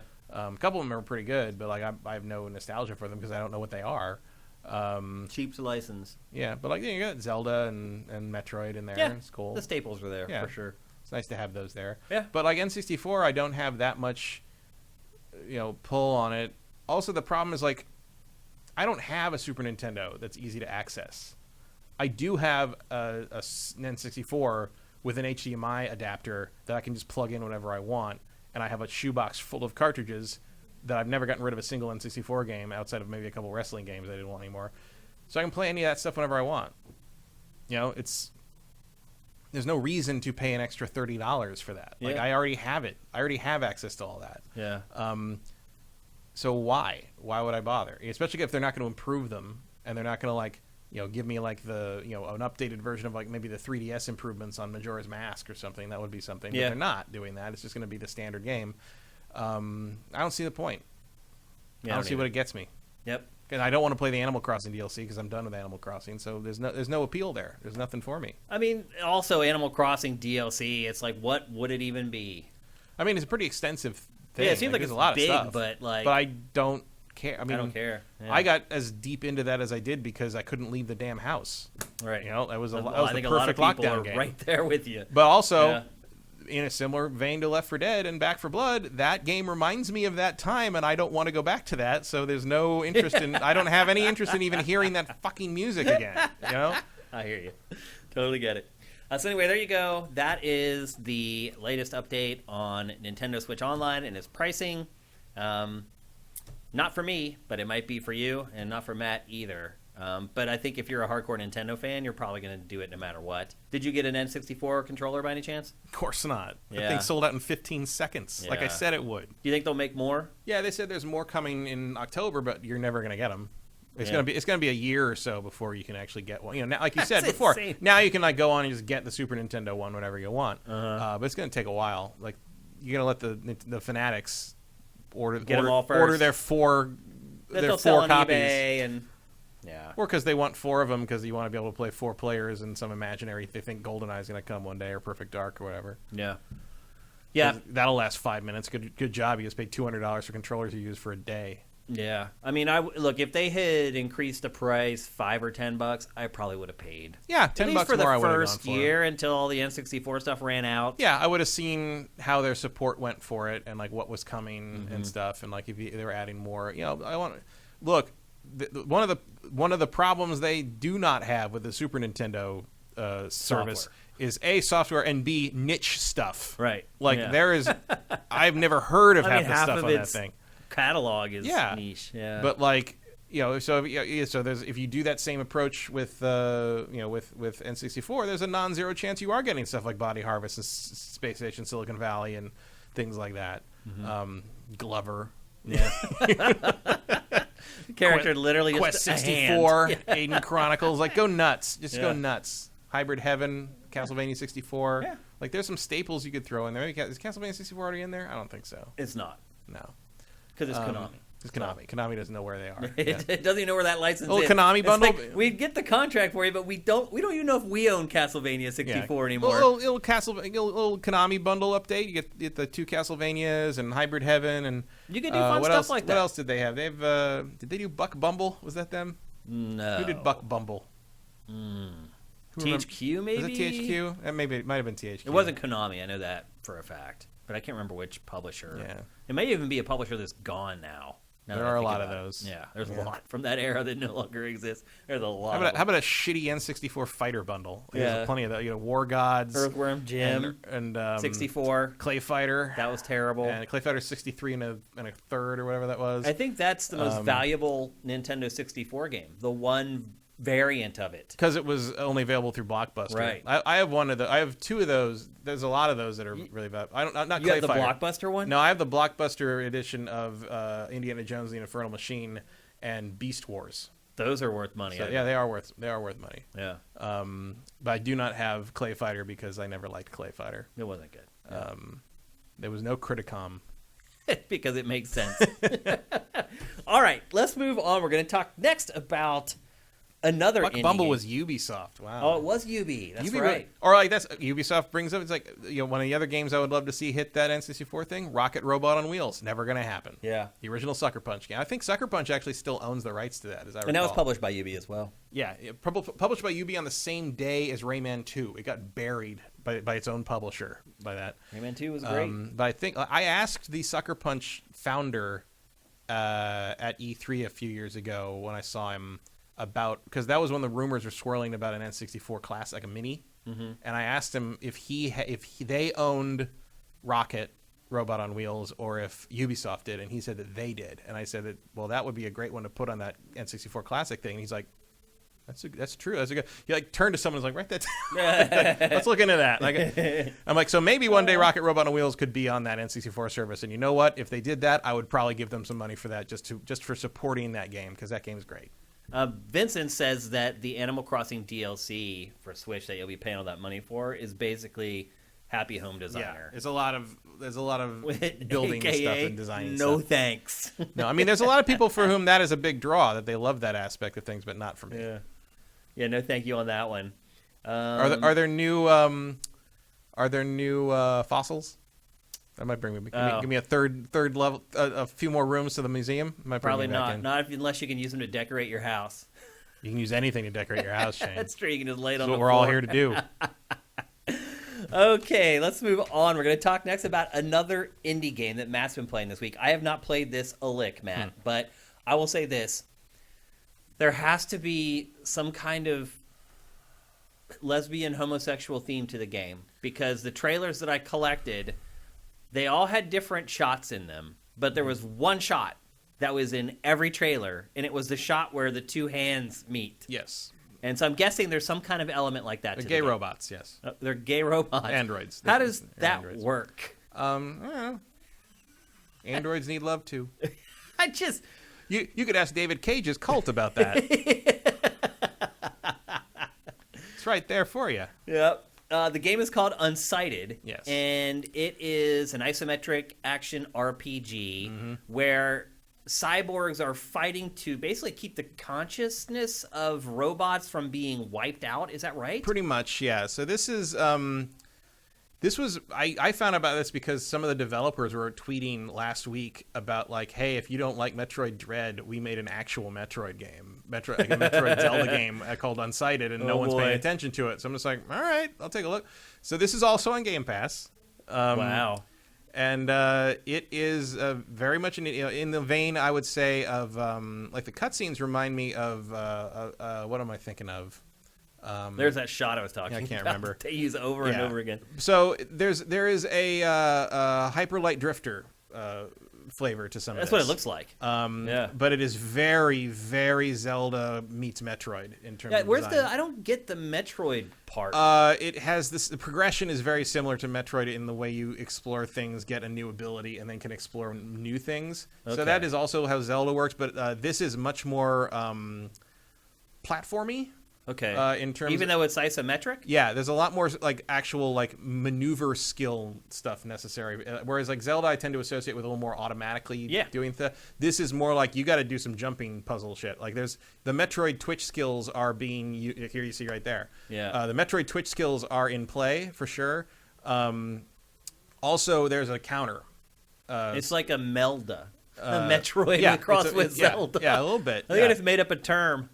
So you'll see like the spin attack is not quite the same. So there's a little Mega Man to it too. Yeah. But you'll see there's a spin move, a spin parry, which is the B button on the Xbox controller, and if you do that and something hits you, you clash and counter it, and if you do it at the perfect time, you stun them and can get a critical hit on them, and that is basically how you beat bosses without getting touched. Oh wow. There is a lot of there you saw that a perfect hit, and you can basically one hit kill them. Yeah. And there's tons Do of you upgrades. like that? Yeah. Yeah. It's fun. Like it's like I got a fighting game element to it. I mean, you're can't- one hitting bosses though. You don't want to hit bosses. Oh, okay. You just Okay. do like quadruple damage. Oh, all right.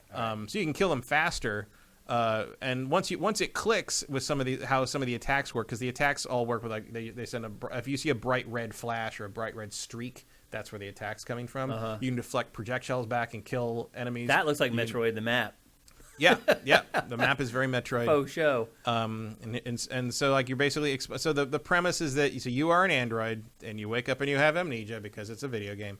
And but basically humans created androids, and androids run on this magic juice called anima that comes from this particular meteorite that crashed, and the meteorite that crashed gave the androids sentience. They came alive. Okay. And they're no longer just robots. They have consciousness and sentience.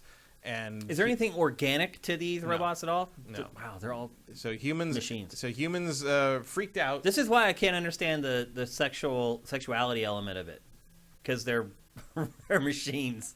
I mean, you can figure out how to do anything with anything when it comes down to it. Have you seen some of these police reports? Touche. And so basically the humans kind of like were like, oh shit, like we got to get out. So the humans I think went to the moon or space or something, and then they bombarded the city that had the asteroid in it, the meteorite in it, and the meteorite is where the androids were getting their anima, which is what powers them. And like the premise is you have to gather these 5 crystals to break into the this tower, because the humans have put a giant tower over the meteorite, and so you can't access anymore. And so these androids are running out of the juice that makes them alive. Oh, okay. And once you run out of the anima, you become what's called unsighted, which means you become a mindless robot that's just attacking things. Oh, okay. So the enemies you're fighting are all unsighted robots, and there is Your a own weird kind that have been transformed. So there's a weird element where like you eventually will like early They're kind of like zombies. sort of yeah. That's not wrong. Yeah. They're like zombie robots, and like you'll meet up with like versions of the enemies you've been fighting who are not unsighted yet, but they look just like them, and they're like, oh, it sucks that everybody's going crazy, but I'm still here. And everyone has a time meter on them, like everyone has like 52 hours or 300 hours, or that indicates how many hours are left before they go unsighted, Before they run out of juice. yeah. And you can and that's like a real-time thing, so like it's about 1 second equates to 1 minute in the game. So and you start with I think 325 hours left. Okay. So you have a few So hours. you are on a race against the clock. You're on a race against the clock, and which is a little weird in a game that encourages so much exploration. Right. Yeah. However, you can find bags of the meteorite dusts or something like that, and every bag adds 25 hours to your or you can give that to other people and extend their lives, and they will like you and do things for you. Also useful to extend the lives of the characters who you buy upgrades from. No, right. Because they might die before you get all the upgrades. They might go unsighted. Yeah. So there's a balance to that, and it's like a heart meter for them. They like you more if you give them things. So like you can max out relationships with them. You can rescue puppies. There are actual puppies in the game where you rescue puppies and bring them back to this one machine that like she keeps all the pets there, and so you have puppies following around and feed them and pet them. It sounds pretty awesome. Yeah, there's crafting in the game, so you find all these components, and you can craft upgrades for your weapons. You can craft new chips, which you use to upgrade the character, and you can pay currency to get yourself more chip installation space. And then you can also craft things that are called cogs or gears, which like you activate those, and those are a limited amount of time power ups. So like you get craft like an attack cog, and it means you get 20 like super powered attacks, and your next 20 attacks against enemies are like extra powerful. And then you run out of that, and the cog breaks, and you got to craft another one. And like you have one that like and then when you die, there's a little bit of Dark Souls, because there's a little bit of Dark Souls. This game really blends everything together. When you die, you get reset to your to the last terminal, because there's a terminal teleport, checkpoint thing through the whole thing. You teleport between terminals, and you go back to that, and you lose a percentage of your money. And if you go back to where you died without dying, you can pick up your money again. Okay. Now the thing is, now a lot of this is like early on there was like things where I'm just like, oh my god, like I'm losing so much time by dying or having to run back to where I was going, or like explore things or see what's over here, and I go. If you want, you can turn the timers on the characters off whenever you want. Oh, okay. So without I don't know if I like that penalty though. So because it's like kind of it's an accessibility thing. Basically, I get it. Basically, it says like if you are it literally says if this is too much pressure for you, you can turn this off whenever you want. If you want to just explore and look around, and one of the difficulty modes is called Explorer mode, where they just let you where there's no timer on the characters to die. I would prefer to not have the temptation there, because I can be weak. Well, I haven't turned that off yet, but I probably will, because I do feel like that is anathema to the nature of an exploration. Yeah, it is a little bit. Like I don't like timers on Zelda games. Yeah, that's why I don't like Majora's Mask. Me too. Yeah. Now this is a little easier to deal with, because they give you tools to sort of counteract that with the finding, because the dust is everywhere. I mean, the dust is hard to get to because you got to puzzle solve to get to this stuff, but you do have a lot of options for that. It's not that bad. Matt, people are asking in the chat, this or Metroid Dread? Oh, this. Wow. This is much better than Metroid Dread. Wow. I would no question whatsoever. This is a better game than Metroid Dread. Wow. And what if you're like looking for a Metroid game? I mean, this makes me feel more like Metroid than Metroid Dread did in a lot of ways. I mean, not in terms of control. Obviously, look, it looks great. Obviously, Metroid Dread feels like Metroid in the sense that you are moving Samus around on a 2D plane, and it's got a morph ball, but this gives me the exploration high that Metroid Dread did not. Usually delivers. Yeah. And the upgrades, all the upgrades are meaningful. All the every new ability you get is like, oh, that really changes how I can explore things and look around in a way that, and then you can just go around and look all over the place. That's one of the reasons I think it would be cool to turn the timer off if I need to, is because it actually does do the thing where like all of a sudden this thing opens up and I can cut through all these things. Now I can dig through this wall, and now I can see what's over here, and that opens a shortcut, but that opens up this other thing, and I can like it's that element. You're not railroaded to the next area in the way that Metroid Dread did it. Which was it's refreshing almost, and also I think it looks really nice. Like, it looks great. I really like the art style, both in the in-game and the cutscene stuff looks great. There's some really nice like shadowing they do on the characters in the cutscenes that it really looks cool. I love that when you go to the menu screen, everything you equip on Alma is the name of the character you play. Everything you equip on Alma is visible, and it shows up on the character it's on model. her, and she plays with it. That's rare for 2D games. Really to cool. do that. Like it's really well done. And yes, as you said, there's a lot of gay stuff in it. It's a lot of gay robots, lesbian robots. Yeah. I have no problem with lesbian robots. Yeah. Cool. It's an interesting concept. If you're sensitive to the whole diversity thing, you're probably not going to like this game, because there's a lot of that happening. You really think that it'll bother people that much if they're not into it? If you're a dick, yeah. It's going to bother you if you're an asshole. Okay. Like there's non-binary robots. I don't know if that should shock anyone that some robots don't have genders, but they don't. So. That's funny. How much is this, Matt? I don't know. I got it on Game Pass. Right. It's on PC, also, there's multiplayer. Xbox, PS4, and Switch. There's also multiplayer. Multiplayer? Yeah. How does that work? You'll see it in the trailer. There's just multiple characters on screen. So it's not co-op? It is co-op. It is co-op. But you can pick her. She has friends. She's the other characters can come in and help her. There are warriors that help her. And have you tried that? I have not. Is that online or local only? I don't know. There's a multiplayer on or off switch, and I'm not sure if that's local. Okay. I feel like it would work very well local. Yeah. I don't know.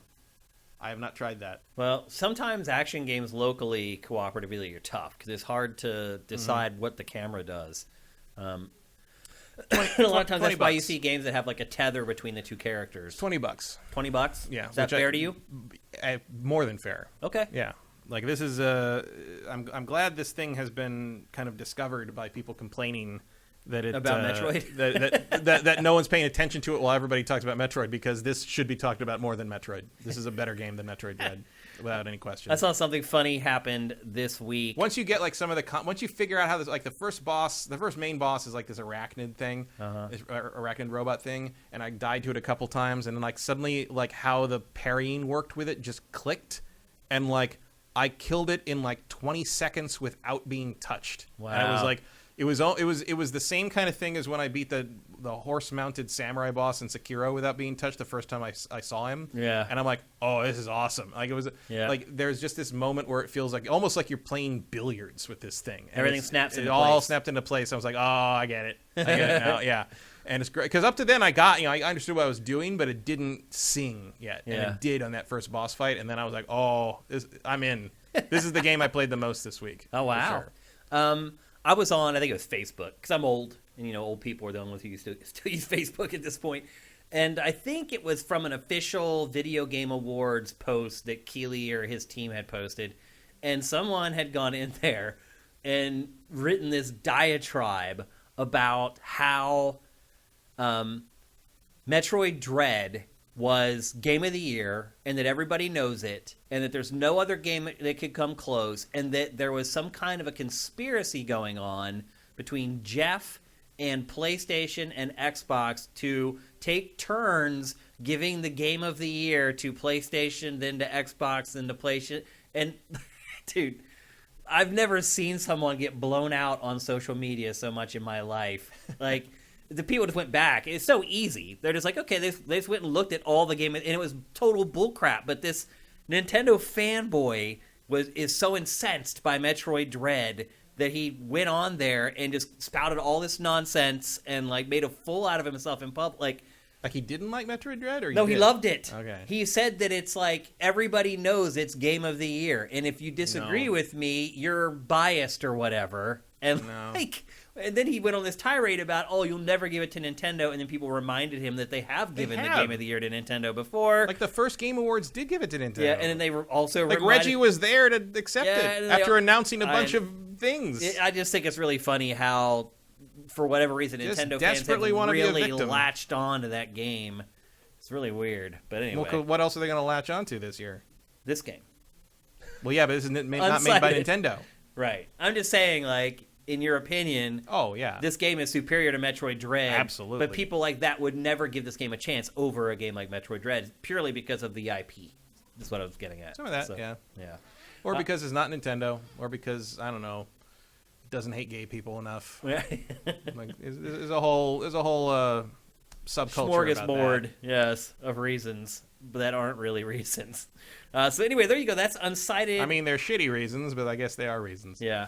Again, it's available for PC, Xbox, PS4, Switch, everything. It's for everything. $20, and it's on Game Pass. It's on Game Pass, yeah. Yep. So and it's great. It looks awesome. I probably will go play it. Well, maybe we'll see. This week's gonna be tough. It's not easy. Like, you're gonna have to adjust to some stuff, but it's not like punishing like Dark Souls. Yeah. There is a stamina bar. No. It's not that bad. It's not too bad. Okay. I mean, you can't just attack forever. Okay. I'll still check it out though. I'll definitely give it a go. But I'm like I said, and you can use your chips to upgrade stamina, so you get more and more stamina. So you don't have to. So you eventually you'll be able to kill anything before you run out of stamina. Yeah, but like I said, I'm on Guardians of the Galaxy, and I'm gone this weekend, so I probably have to dedicate all my playtime before I leave to that. But we'll see. We'll see how it goes. But anyway, that's Unsighted. Matt recommends it, and you should check it out. It's free on Game Pass, so there's no risk if you're a subscriber. Let's move on. We're going to talk next about Avowed, because we finally got some information about Avowed. Also on Game Pass. It will also be on Game Pass eventually. You're right. This whole show, other than Switch Online, is Game Pass. That's pretty amazing.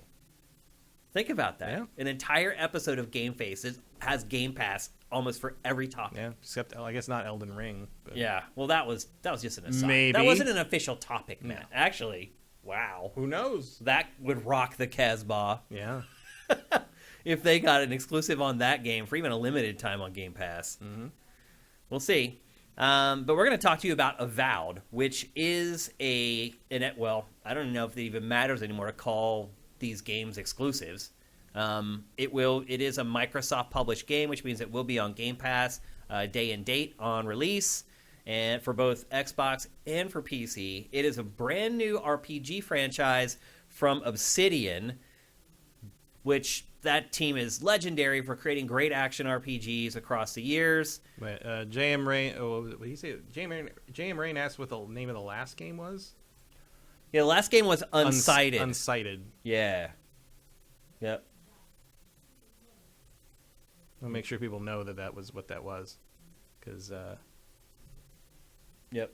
So anyway, we're talking about Avowed, which will eventually be kind of an exclusive, I guess, for Xbox and PC, if it even matters anymore with Game Pass, because Game Pass works on pretty much everything, every device, or it will in the not too distant future. This game was announced with a trailer a long time ago, and I'll just play it right now so you guys can check it out in case you don't remember it. This trailer makes it look like Skyrim, and we have some information. Look, I want to credit the person who released this information because it's a pretty big deal that they got it. This comes from Jez Corden from Windows Central, and Windows Central just kind of plots along. And then once every 3 or 4 months, it gets a huge Xbox exclusive out of nowhere. And this person, Jez, has stated that he saw tons of materials related to Avowed. He saw gameplay footage. He saw internal development docs. He saw a bunch of screenshots. And he used all this information to put together his report. And Matt, the first thing I did not realize at all is that this game is set in the Pillars of Eternity universe. Yeah, I've said that multiple times. I do not remember you ever saying that. Yeah, I've said that every time we talk about this. Really? You just don't remember it for some reason. I guess, Probably because the Pillars of Eternity universe is not particularly memorable. Yeah. It's pretty standard fantasy stuff. There's some cool stuff in it, but you'd have to have played the games pretty heavily to have gotten involved in it. Yeah. Well, it's it literally is like Pillars of Eternity, the action RPG. Yeah. Because it has the same bestiary from Pillars of Eternity. It has the same setting as Pillars of Eternity. It basically is just okay, Pillars of Eternity it's Obsidian's fantasy setting. Yeah. That's basically what they're going to do from now on when they do fantasy games. Is going to be set in this universe. World. Yeah, which is smart. I mean, that's essentially what Bethesda does with Elder Scrolls. Yeah, and it's not like anybody gives a shit about Elder Scrolls' setting that much. No, it doesn't really matter. Most people don't even know it's called Elder Scrolls. So. Yeah, they just know Skyrim or Oblivion or and whatever. they're going to know Avowed. They're not going to know Pillars of Eternity. You're right. Well, it's not even in the subtitle in this case. Yeah. Or not even in the main title. As you might have guessed by watching this trailer, it is a first-person view. It is an action RPG. Some of the new information that came out in this report from Jez Corden is that it uses the Outer Worlds engine. How do you feel about that? I mean, obviously we don't know what that's going to be like until we see it. It could have mutated. Yeah, but I mean, I liked how Outer Worlds looked, and I actually have gone back to that a few times when the new DLC would come out, and I really like Outer Worlds. I like it too.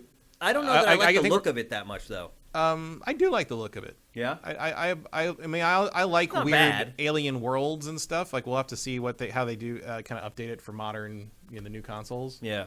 New console, I guess. Yeah. But I was really happy with what Outer Worlds looked like. So yeah, I'm okay with it. My big question is can you make a good melee combat system out of that engine?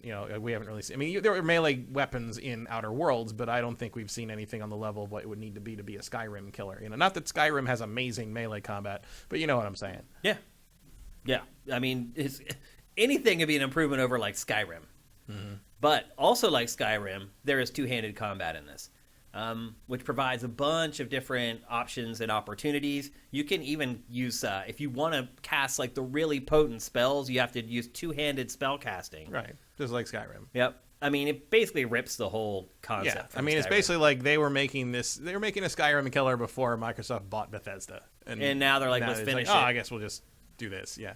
Yep. I mean, Avowed. I mean, I would be very interested in a Skyrim type game set in Pillars of Eternity. Like there's a lot of potential in that universe from that perspective. I think that'd be an interesting thing to do. Yep. It has deep RPG exploration and narrative elements. Again, very much like Skyrim. Bullet point.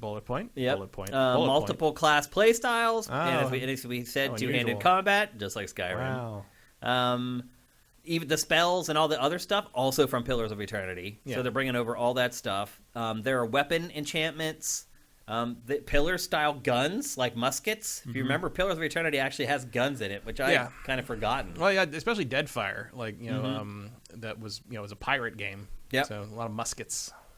Like clock punk. And then they said that the attacks are bound to specific buttons on the controller. So you basically assign each attack to a face button on the controller. That's how you fire those off. They said it's also very colorful, like the Outer Worlds. That the color palette of the game, they said, don't be fooled by the initial trailer that you saw for Avowed, because it's not dark and gray like that. That it's actually very vivid and very, very colorful. Which makes sense, especially if you're using the Outer Worlds engine. Yeah. That engine did a really good job of that. Yep. That's when I think of that game. That's the first thing I think of, is a million colors. Absolutely. It's not drab and dark and gray and brown and all that. There's swimming, which is something that's not in Skyrim. Oh, yeah, there is. Is there? You can swim in Skyrim. I mean, it's not fun, but you can swim. Why do I not remember swimming in that game? Because there's nothing to do underwater. There's no reason to go in You the can go water. underwater and find like passageways in a place that's locked sometimes, or Oh. like swim across a little river, swim across like the. If you go in the cold water, you get hurt. Oh, that's right. Yep. Okay. I remember it now. Destructible environments are in Avowed. That's different. That is definitely different. The big question left open. But will it remain destroyed? Becomes the question. Right. Like, will that building still be destroyed if you come back 40 hours later, or will it miss? It should be. I mean, Unless there's very ambitious construction crews. as long as they didn't hire Peter Molyneux on the team. And then the big X factor that nobody knows still, and even Jez Corden from Windows Central doesn't know this after all the materials that they looked at, no one knows yet if it's an open world game or if it's like the Outer Worlds where it's like the hub style of design. Right. I mean, I guess that depends on what that engine can handle. If I remember correctly, I thought the job listings for this were for an open world game. I mean, if you're going to make a Skyrim killer, you're probably going to want an open world. Yeah. And I would think that Outer Worlds 2 will also be more open world. I mean, I would obviously it think wouldn't be so. all one open world because you have to go to different planets, but I would imagine that, there will be much bigger areas. I didn't mind the way the Outer Worlds was designed because I I thought think that it makes worked with sense. the way the game was designed narratively. Yeah, it did.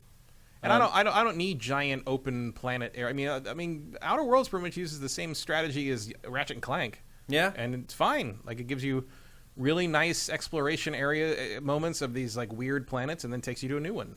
Yeah. And I mean, my big wish for Outer Worlds 2 isn't bigger areas; it's more area. I want more planets. I want to see more crazy. That weird game in places. general was small for Obsidian.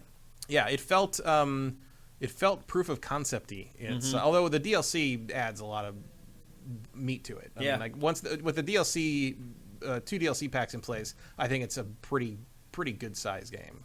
Now, Windows Central is saying that this game is in like pre-alpha, and it's almost to the point where it's like feature complete, and they can start really kind of tweaking it and sanding down all the rough edges and figuring out what works and what doesn't work. It feels like we might be seeing an early 2023 on this thing. Well, they also said that they think that it may be at the Game Awards this year That'd be good to see it. to show the first in-engine stuff. Because you don't really need this next year because you got Starfield coming. I mean, So- Microsoft doesn't really quote unquote need anything. Yeah. Like again, honestly, because we get to next year, that's when all these deals that Microsoft has signed are going to start coming to fruition. Next year might be the last year where they would need something. Yeah. After that, I think they this- should be golden. I just think this is too. Maybe it's not because it's fantasy. Maybe you could put this out in September and Starfield out in November, but it feels too soon. yeah. It feels like if you're hitting pre-alpha now and you're feature complete, you're going to debut at the Game Awards. It feels like March 2023. That seems to make sense. You know? Are you more or less excited for this game now that we have some more details on it? Finally. I mean, nothing you've said. Is it what you expected? It was exactly what I was already expecting, pretty much. But I'm very excited about it. I do want to play this game a lot. I'm always interested in another take on the Skyrim formula because love them or hate them, Bethesda's the only ones doing these games. Yes, like and Obsidian. Obsidian does their own version now. A lot of people there's obviously crossover there. They've made Fallout, New Vegas, and stuff. And I like Obsidian's take on this kind of subgenre. I like their spin on these things and certainly their narrative twist on stuff. I really liked Outer Worlds, and I would like to see them tackle a Skyrim alike. Just to see what they make out of it, because they generally do Bethesda's deal, but almost better than Bethesda. Yeah, I hate to admit it, but no disrespect to Bethesda, but it's not at all. Like Bethesda just takes too long to make its games. Yeah, because Obsidian will make like 2 or 3 games in the span between each Bethesda release. And the thing with Obsidian is, they are generally kind of making games that are, I guess you consider them Me Too, because like they are building a sort of off the Bethesda template a lot of the time, but they never make one without a good idea. You always play an Obsidian kind of game like Outer Worlds or New Vegas or whatever, and you're like, oh, I totally see why you made this, why this game was pitched, why you said we have a reason to make a Fallout or an Outer Worlds style game, because Outer Worlds is very Fallout-y. It's got a lot of Fallout in its DNA. Yeah, it's got a little Mass Effect tossed in there. There's even a little Skyrim in places. And but you see why they wanted to make it. It's not just like, oh, this sells so we can make our own. It's always like they have an idea, they have a angle on it, they have a story to tell, they have characters to show us. Like I always like Obsidian's spin on or things. A world to suck you into. Yeah, they're pretty good at world building. That was what impressed me the most with the Outer Worlds. Yeah.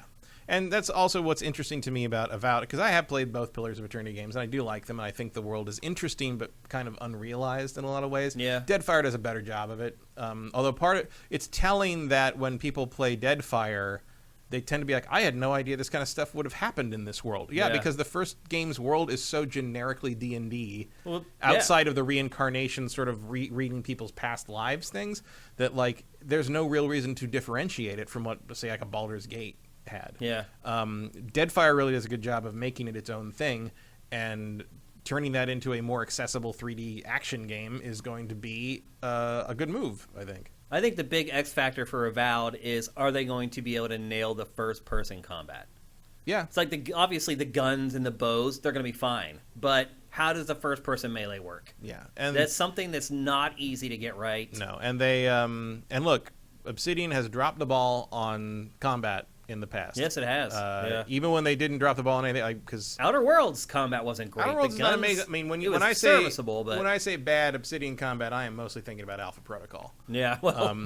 Which is a phenomenal game narratively. It is. Yeah. I don't know if I've played another game that changes the story more drastically based on your choices. Like it's really, to the point that if you get to the end of the game and then go to the rest of the game, go play it again and purposely make the opposite choices you made the first time, you will have a completely different end of the game. Like it's unrecognizably different. Yeah. The problem is the gunplay is awful. Like it's not fun to play Alpha Protocol. You endure Alpha Protocol to see the branching narrative idea done better than it maybe has ever been done anywhere else. Yeah. And I hope they can bring some of that to this.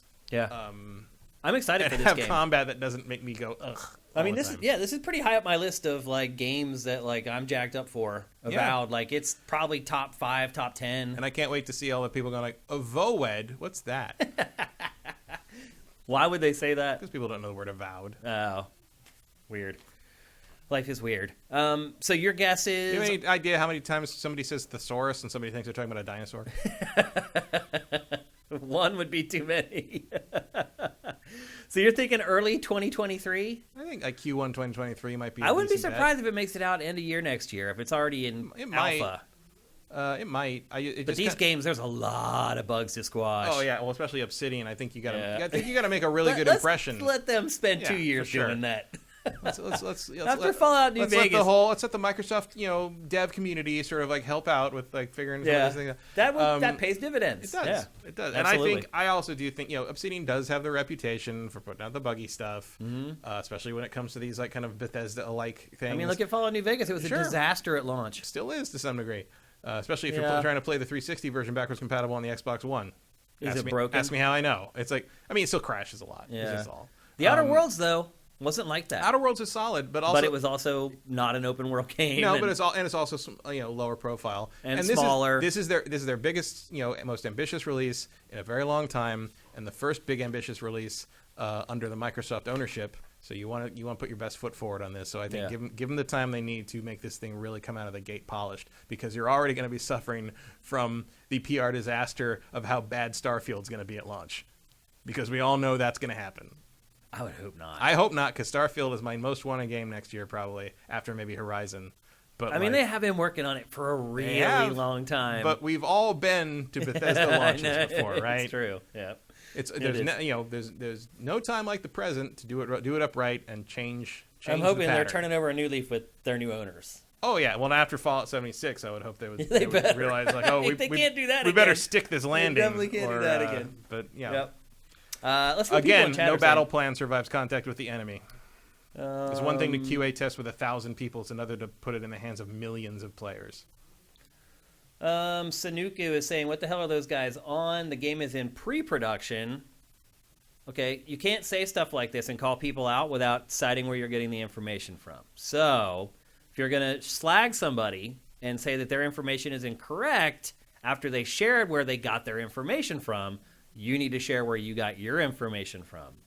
And he says, what the hell are those guys on? The game is in pre-production. What playable build? Did someone spike their drinks? And then Nox Atronitis says, yeah, there is no playable build. Who are you guys? Well, he's saying, like, read Jez's article. It says it's not playable yet and it's nearing the end of pre-production. No, I just read the article this morning again for like the third time. It says it's in pre-alpha and about to be feature complete. Anyway. What else do people say about this?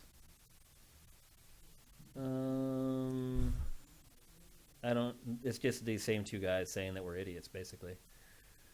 Article says it's pre-alpha, so it's pretty deep in production. Yeah. Okay. Deep in pre-production, it says. Or he says. That's not what the article says, though. The article says it's right on the fringe of it being a playable build. Yeah, Veritas says, the article says it's in pre-alpha. Yeah. Yeah, which is exactly what I said. Yeah. I said it was in pre-alpha. So, why do people do this, Matt? Why do people go into chat and be like, I know more than you do, and I'm going to show you that I know more than you do? I don't get it. Where do they get out of it? Anyway, yeah, late next year is probably a stretch. And to Matt's point, I agree. It's better if they give it time, because we're going to have no shortage of games to play. That's for sure. Vincent quotes the article, says, sources familiar with internal plans have reached out to us in recent months offering details on Avowed, moving through pre-production towards a playable alpha state. Indeed, Obsidian is likely close to having a working early version of the game. Yeah, that's exactly what I said. So, whatever. All right, let's move on. Last topic of episode 275, and you guys probably guessed what it was or what it was going to be, and we're going to talk about DC FanDome. Last year at DC FanDome, we got the announcement of two big Batman, Gotham, Arkham projects. I don't know what phrase you use to quantify those two games into one. I mean, they're Batman games. Yeah. that don't have Batman in them. Pretty much. Yeah, neither one does. In fact, the first game we're going to talk about, which is Gotham Knights, the whole concept of the game is that Batman is gone. And Gotham has been left in this state of disrepair, and you're this group of young upstarts who need to come in and lay down the law in Gotham. And Well, you're the Bat family. yeah, the Bat family.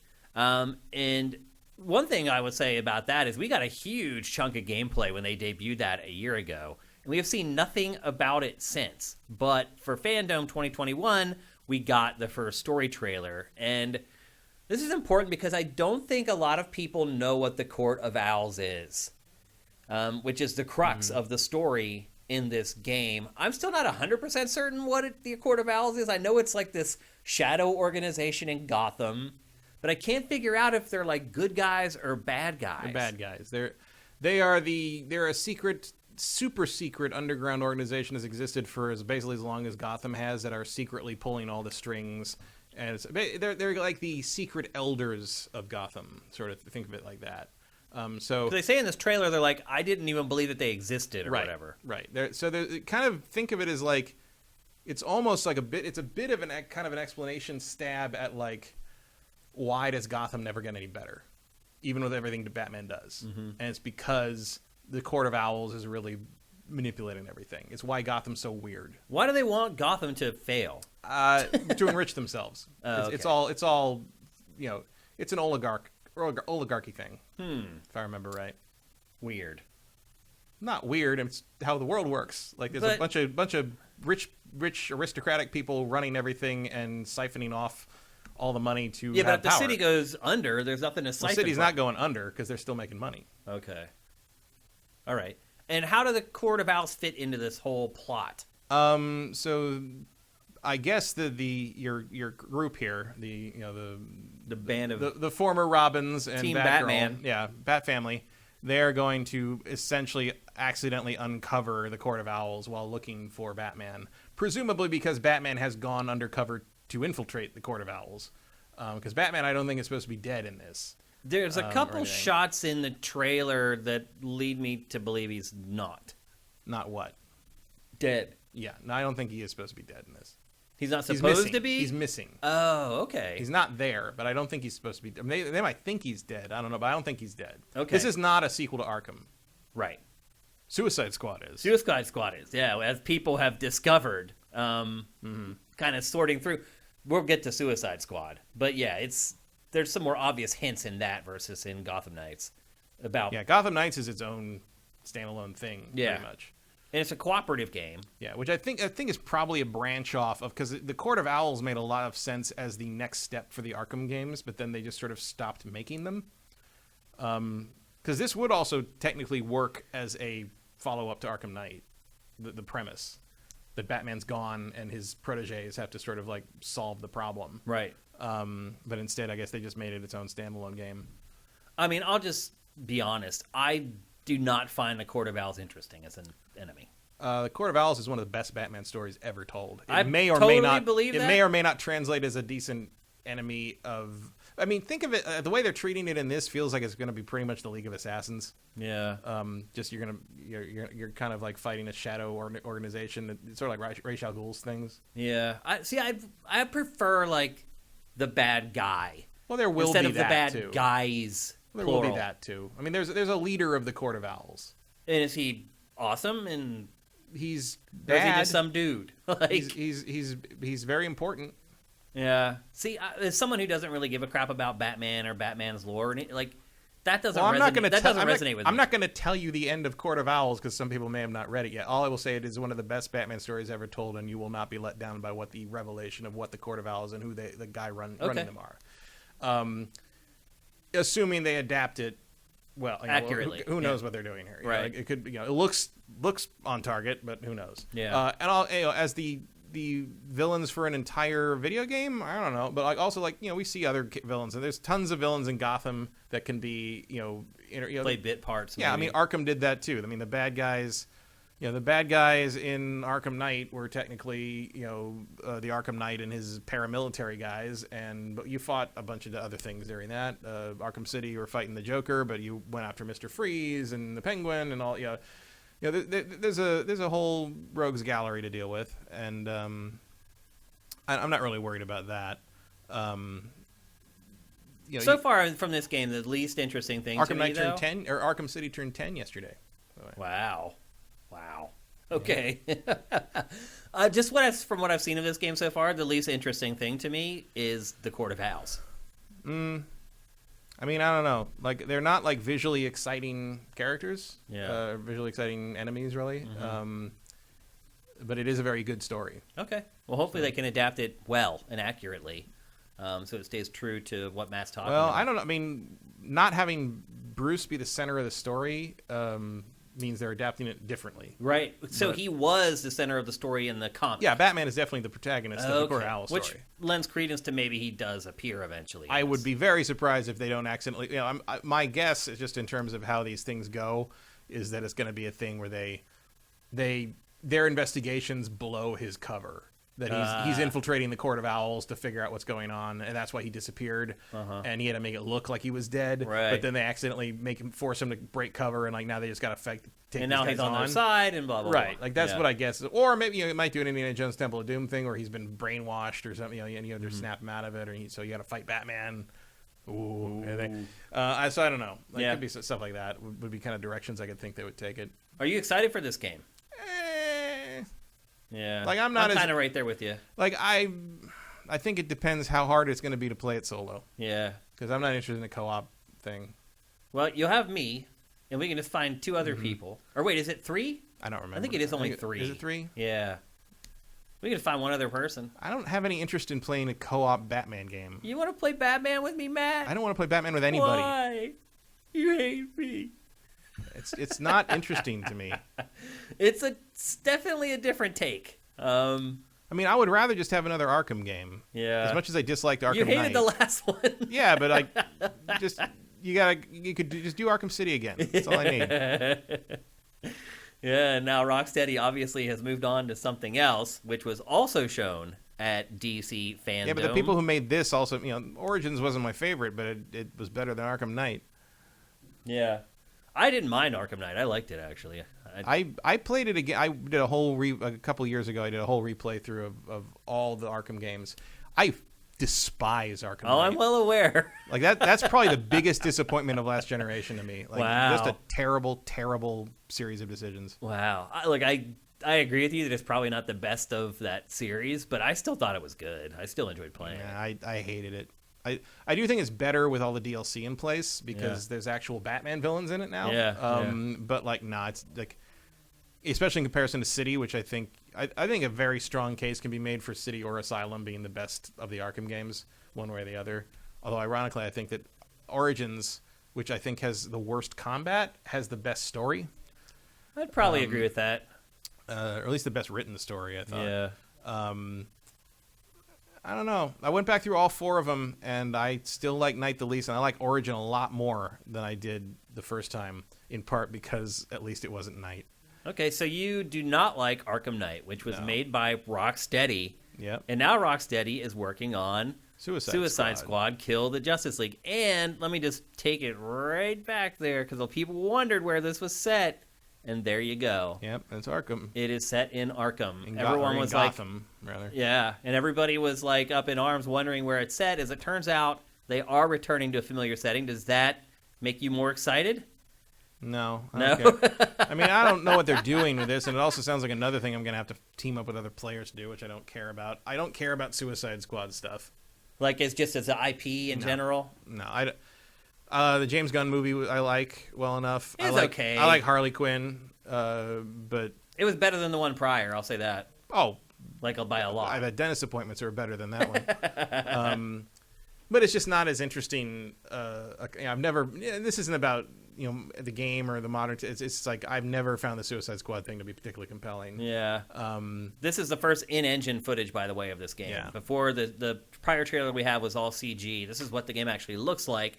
I saw a lot of people on Sifted were all pissed off about not seeing gameplay, and I'm like, I don't know, man. There's an engine. It's just cut really fast. There are definitely some shots of some action in here, and it's definitely an engine without a doubt. And this is also, I should mention, next gen only. Yeah. PS5, Xbox Series X, PC. No, none of this straddling generations crap. Do you think can you see it in the graphics? I think I can see it in the lighting. Yeah. There's environmental details that are definitely above and beyond what last gen can do. I mean, this game has been in development for a long time, and I'm wondering if that may play into it. I mean, a all the little bit. effects there with the flashes, lightning, and Green Lanterns, all that. There's a lot of stuff going on there. It's maybe not the flashiest thing in the world. Flash, get it? But that's I see a lot of lighting stuff and sort of that couldn't have been done, and some of the fabric stuff what's his name's coat, Captain Boomerang's coat, that looks really good. Yeah. One of the things that annoyed me about that leaked Elden Ring footage, it's 2021 and it's time to stop letting swords clip through capes. Stop it. It is for last gen though. I don't want to like give developers a pass. Like I feel like I'm getting to this point where Yeah, but you know what? Like the I'm remaster just of the making remaster of excuses Arkham for people. the remaster of Arkham City minimized his because the Yeah. scallops on his arm used to clip through the cape. They got rid of that for the most part Wow. when they redid that. Yeah. It looks really good now. And doesn't really do that in Arkham Knight either. Yep. So you can make it work. Or if you can't make it work, don't put the sword there. Like there's ways around that. Yeah. Anyway, yeah, I think there's a lot of stuff here that says next gen to some degree. But again, a lot of that stuff. Penguin's in all of this stuff apparently because he's also in the new Matt Reeves Batman movie. So Penguin's going to be a big deal for a while. It's funny how that all trickles down. Yeah, synergy.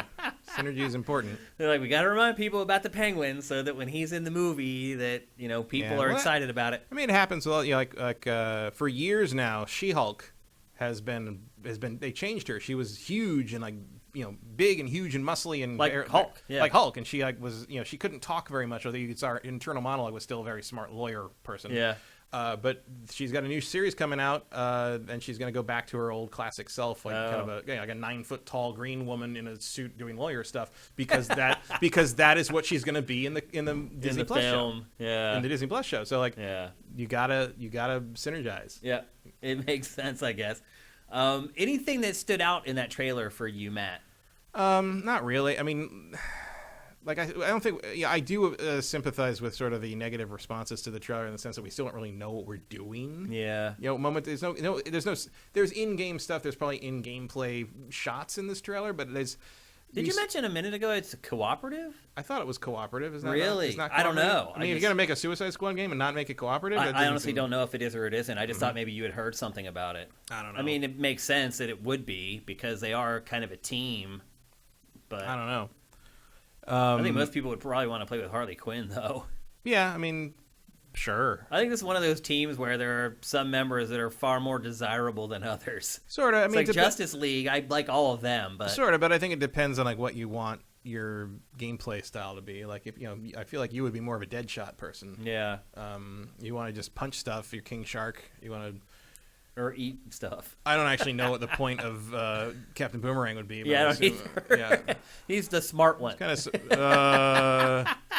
I don't know. support, I guess. I guess. Yeah, I don't even know. I mean, Harley's the smartest person on the team. Yeah.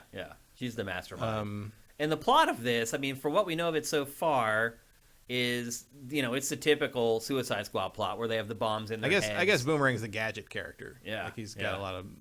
He's tricks. the engineer, I guess. Yeah, he's the engineer. That makes sense. And I guess the basic plot is like the other Suicide Squad stuff. They have brains in or bombs implanted in their brain, and if they don't do what they're told, their heads explode, and so they have to go fight the Justice League. The Justice League's minds have been overtaken by Brainiac, right? Yeah, and that's why they look all insane with like their eyes. Yeah, I mean, having to take out the Justice League and it's cool, but it's like again. It doesn't make a whole lot of sense where it's like, okay, so Superman's gone rogue, so you're going to send a woman with a bat after him. Like, that's not really going to... None of these people are a solution to Green Lantern going crazy. Right. Like, yeah. But I mean, that's sort of an inherent problem with the Suicide Squad, like, premise. It is, yeah. Although in the comics, a lot of times they're just carrying out what would essentially be wet works missions. Yeah. In the movie, in the original movie, the terrible first movie, like the excuse for the setup of them is like, well, Superman might go rogue at any moment. I'm like, none of the people in this team are going to be able to stop that. Right. Like that is not a thing.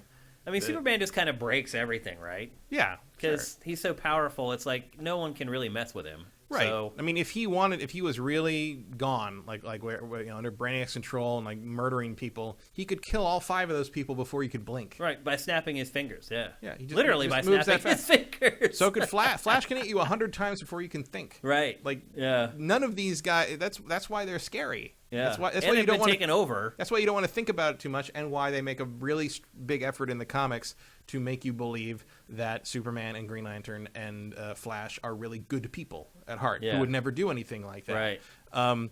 And why Batman is the one who gets to be broody and dark and kind of over-violent at times because he's just a guy. Yep. What is that character's name? Where? The black woman? Amanda Waller. Amanda Waller, that's right. Yeah. And Dr. Amanda she has a Waller. history. Yeah, Amanda Waller's a great character. Yeah. It's kind of unfortunate that they keep making her thinner. Yeah. But like, I'm sure she is like a Amanda complaining Waller doesn't actress. need to be. Yeah, it's strange, but like Amanda Waller's great. Like she's one of the all-time great comic characters. So Matt, which of these two games are you more excited for? Gotham Knights or Suicide Squad: Kill the Justice League? It's a tough one. Flip a coin, I guess.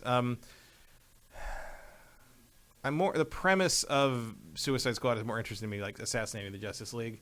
Just seeing Rocksteady's take on the Justice League characters will be interesting in that regard.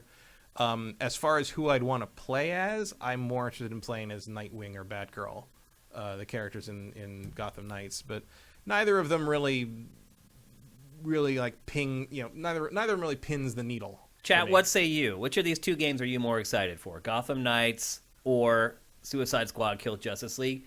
I think it's Suicide Squad because, one, you said the concept is better with trying to take out the Justice League, but it's also because it's Rocksteady. And I know you didn't like Gotham Knight. I did. I didn't think it was as good as the prior couple games, but I still thought it was really good.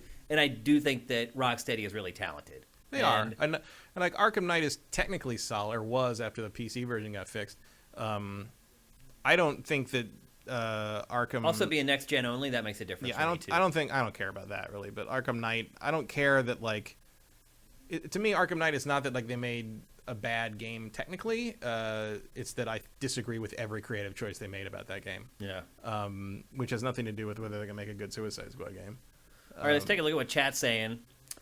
Sanuku, I still believe that Suicide Squad could still find its niche, but I don't expect it to be big enough to see a sequel.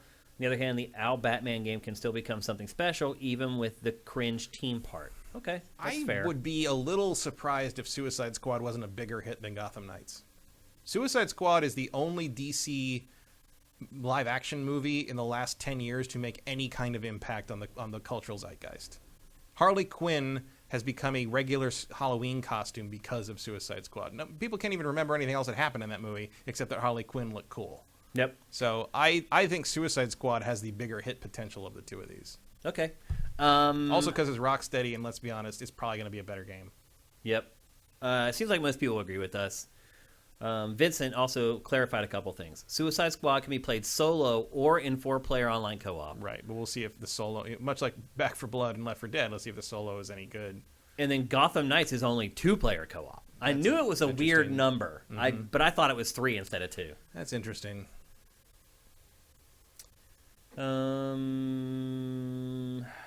Let's see. Nox Aeternitis, probably Gotham. People up here saying I was wrong. I don't get that. We just read the quote directly from the article, and people are still saying I gave incorrect I mean, if they're moving information. towards pre-alpha, they are certainly not in alpha. Yeah, I said they're almost in alpha. That's exactly what I said. Anyway, doesn't matter. I guess it depends how long it takes them to move through alpha. I don't know how long it usually takes Obsidian to do that. Yep. Sneaky. I'll replay Arkham Asylum again. JM Rain. I mean, that's probably the smarter move. In the end. JM Rain. Let's see. He says... JM Rain... Where did he go? Oh, says Suicide Squad. Minority Game says Gotham Knights. Nox Aeternitis says I have no attachment with Suicide Squad. Me either. Mellowak.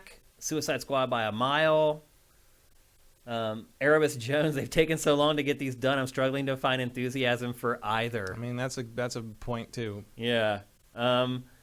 What else? Axel F, 1986 Suicide Squad. The Big Smoke 82 Suicide Squad. If the graphics look like this, they will.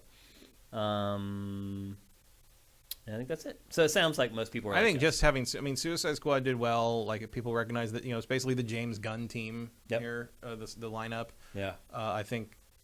I have no doubts that Suicide Squad will be more recognized. Not that people don't like Batgirl and Nightwing and all that stuff, but like there's just Harley Quinn is just more high profile than just about anybody in the Bat world except Batman himself at this point. Yeah, it's true. And the Joker. Yeah. So anyway, that was all the game stuff that happened at DC Fandom. But however, there was a ton of film, television, comics. I mean, that was a big event. Yeah.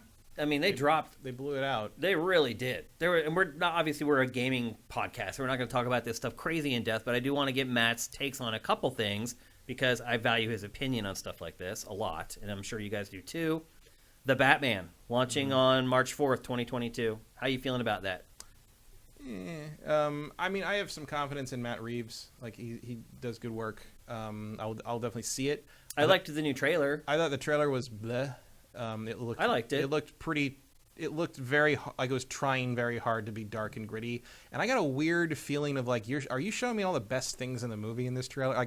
Why is his costume? Why does it actually look like he made it now? Like they show his costume like a couple close-ups, and you can see like the stitching on like the nose piece. You can see where it's like sewn on. Oh well, some like of that, his boots are like just boots with like jeans on. Some of that is because part of this takes place when he's early on. Okay. So, but then like later when he's walking down the hallway and they're just shooting him and the bullets are bouncing off him, I think that's a different outfit. That's an awesome shot, by the way. Yeah, I love that shot. It looked like Darth Vader walking down the hallway in Rogue One. But it's got the strobes from the guns. Yeah, like, I mean visually, I thought it was pretty visually clever. looks not. Yeah, I don't see anything new in this Batman wise. I don't see anything in this that shows me something I haven't already seen.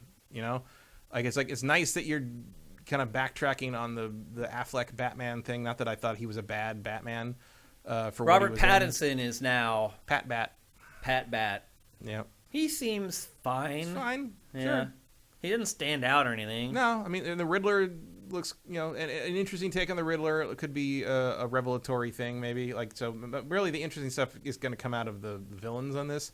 Like, and I guess you've sort of reverted Batman back to sort of where we were with Batman Begins. Like, it reminded me of Batman Begins visually. Yeah, in I a got lot that of places. vibe too. Which is not a bad thing, but it just sort of feels like review.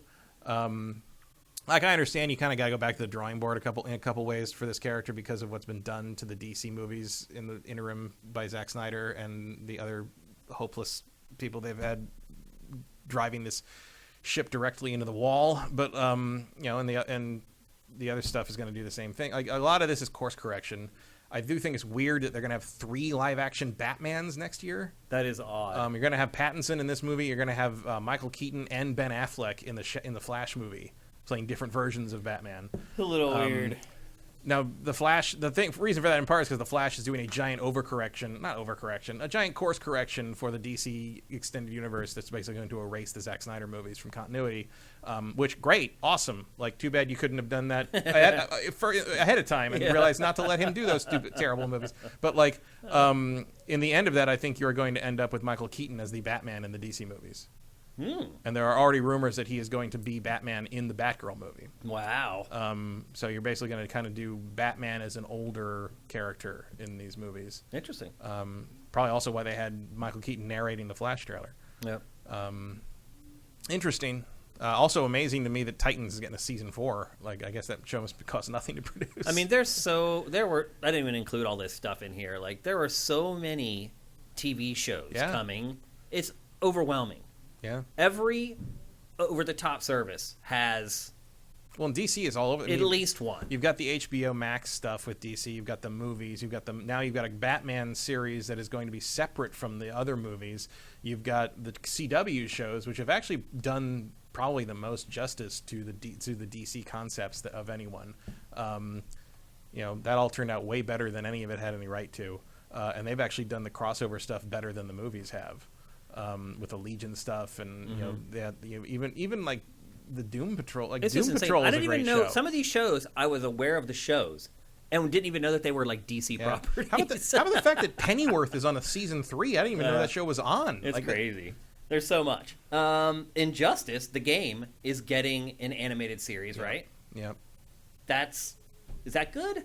Yeah, I mean, it depends how much they're drawing from the comics. The Injustice comics are some of the best DC stories told in the last 20 years. Wow. Okay. Like, they let, I can't remember the name of the guy who writes those, but it's an animated film, not an animated series. Right, but they basically let him loose, because none of it matters, right? Like, the only thing that had to happen was because at first the first comics were a prequel leading up to the events of Injustice, the first game, and then after that he wrote like the interim that covered the time between Injustice and Injustice 2, and his only guideline was as long as everybody who needs to be alive is alive and the situation is the way it is when Injustice happens, do whatever you want. Oh. And it's great. Huh. Like, it actually has some of the best character development for Harley Quinn in anything. Wow. ever. Like her transition from being the Joker's sidekick to being basically a hero in that comic series is fantastic. Huh. Like, and Green Arrow and Black Canary help her through a lot of that, and it's great. And they reference some of it in Injustice 2. Like, clearly the NetherRealm guys liked what was done in the comics too, because it incorporates some of that. Yeah. So if they can capture some of that and translate some of those moments to this animated movie, fantastic. That'd be great. A great companion piece to the games. Okay. Black Adam, starring The Rock, is coming out July 29th of next year. What the hell is Black Adam? I don't even know what it is. Black Adam is a Shazam, Captain Marvel bad guy. Oh. So Black Adam, you'll notice he is basically Shazam in a dark outfit. He's an old character like this. I've never heard of him before. He popped up in a lot of the Infinite Crisis stuff and Countdown stuff as a more major villain, like in recent, last 15 years or so. But he disappeared. He was in like one or two old Captain Marvel stories and then disappeared until more recently and came back as sort of an anti-hero villain character. He's from ancient Egypt, and he is given the same powers as Shazam, as Captain Marvel. Okay. Shazam, the character we know as Shazam now, is called Captain Marvel for almost a century, which Yeah. is why I have trouble just calling him Shazam. But wasn't there a Shazam TV show in the 80s? Yeah. It was a live action and a cartoon. Didn't he like live in an RV or something? If I remember he traveled. He kind of did the Scooby-Doo thing, kind of traveling around. Yeah, and it was a whole Marvel family. It was like him and Captain Marvel Jr. and Mary Marvel, and it was a whole thing. He was he was in the 40s. He was the most popular superhero in the world. Wow. Captain Marvel's books in the 40s outsold Superman. Wow. That was a character my dad grew up reading. He loves Shazam. So you're saying I'm stupid for not knowing who Black Adam is? No, Black Adam was a fairly obscure character until fairly recently, if you were reading comics. So Black Adam was given the same powers as Shazam was, but in ancient Egypt, and he kind of became a ruler because of it, and got punished by Shazam for misusing the powers, and woke up in modern day and fought Captain Marvel / Shazam. Shazam being the wizard who gave the powers out. Also the name that Captain Marvel says to become Captain Marvel, also the name of Captain Marvel himself now. So presumably he only transforms back and forth when he says Shazam if he really means it. It's copyright. It's a copyright thing. Because Captain Marvel is also Carol Danvers in from Marvel Comics. Right. So you can't call two characters Captain Marvel. So Shazam is his name now. And so he had to fight Black Adam, and Black Adam in the modern comics became the ruler of a Middle Eastern country whose name I can't remember, called Kandak or something like that. And basically, he's sort of a dictator, but he's also has the best interest of his people in mind. But he's also kind of a jerk. Basically, he'll kill people. Like, he's a murderer, and but he's also sort of an anti-hero. It's like he has a weird sort of code of honor. So, like, the heroes don't think of him as, like, evil, like Lex Luthor evil, but he's also, like, you gotta watch him. Okay. So he's kind of got an anti-hero thing going on. It would be very interesting to see how The Rock handles that, because it's weird to see Dwayne play that role. He's a very he can be a charismatic character, but he is a very stoic, standoffish asshole. He is probably the closest Marvel equivalent I'd say would be Namor. Like, he's the Imperious Rex thing. Like, he's a very haughty, condescending jerk much of the time. Seems out of place for... It's not The Rock's usual thing, but of course, Shazam is usually not like a giant goofball like what he was in the movie.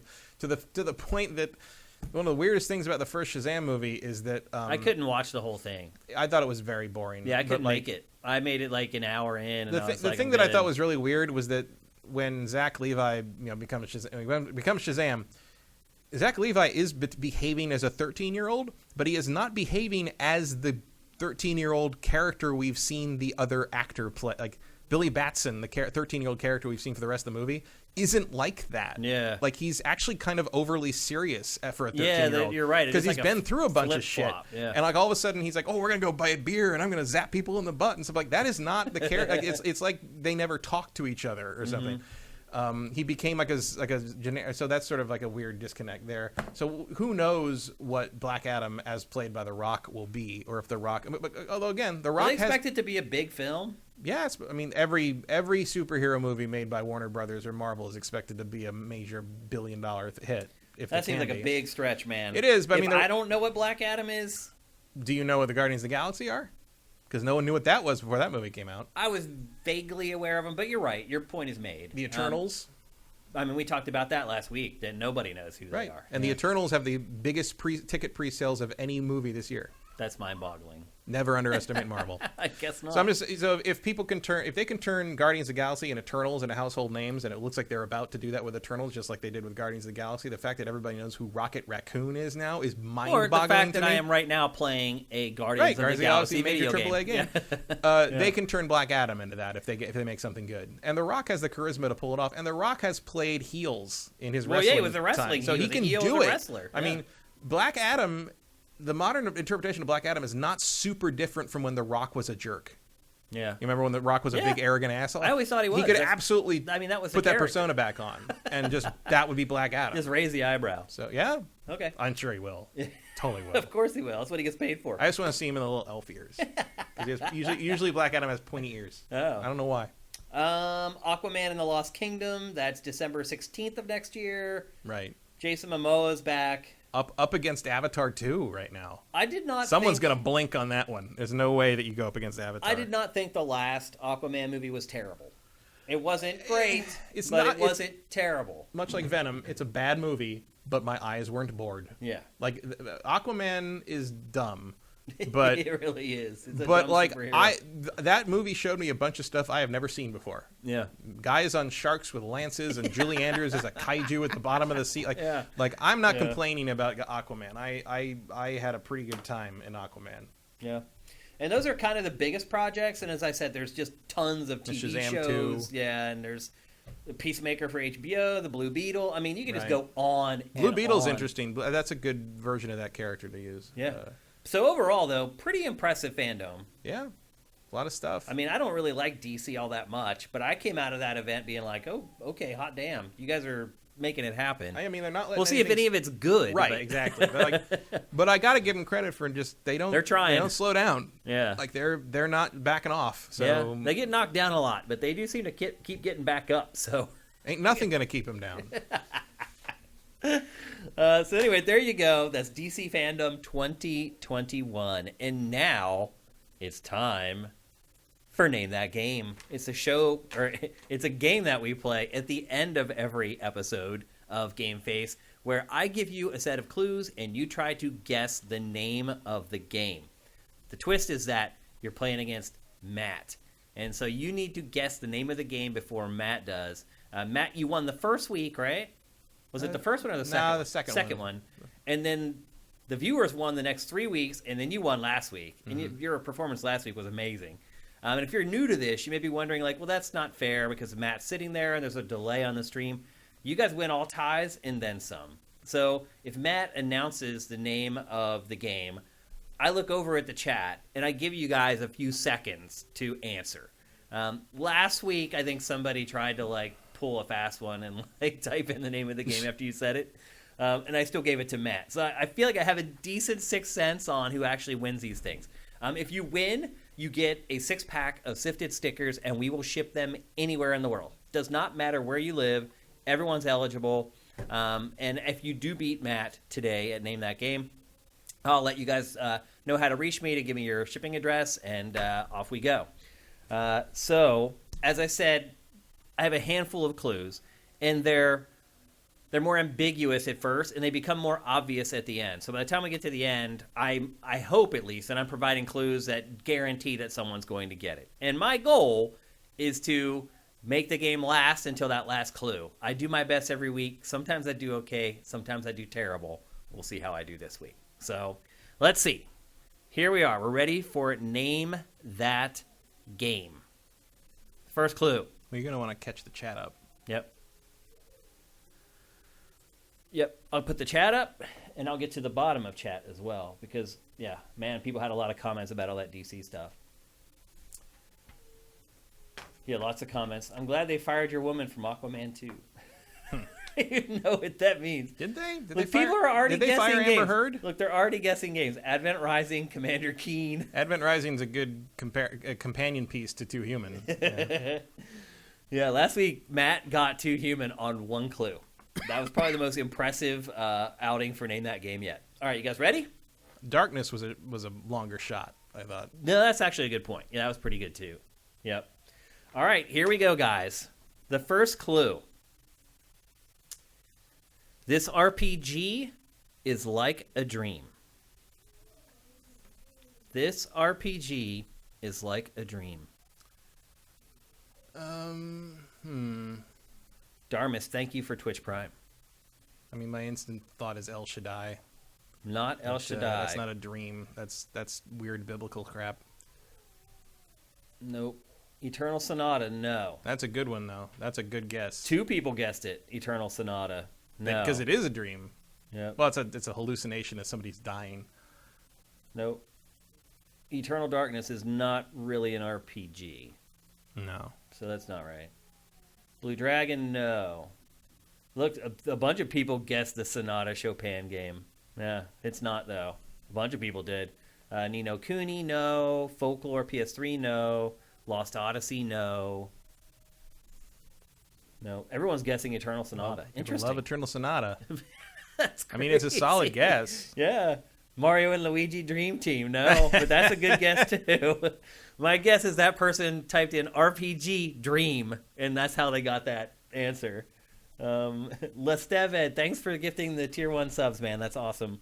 Final Fantasy VIII, no. Final Fantasy X, no. Heavy Rain, no. Heavy Rain's not an RPG. Tales of Symphonia, no. Persona 4, no. Okay, we're going on to the next clue.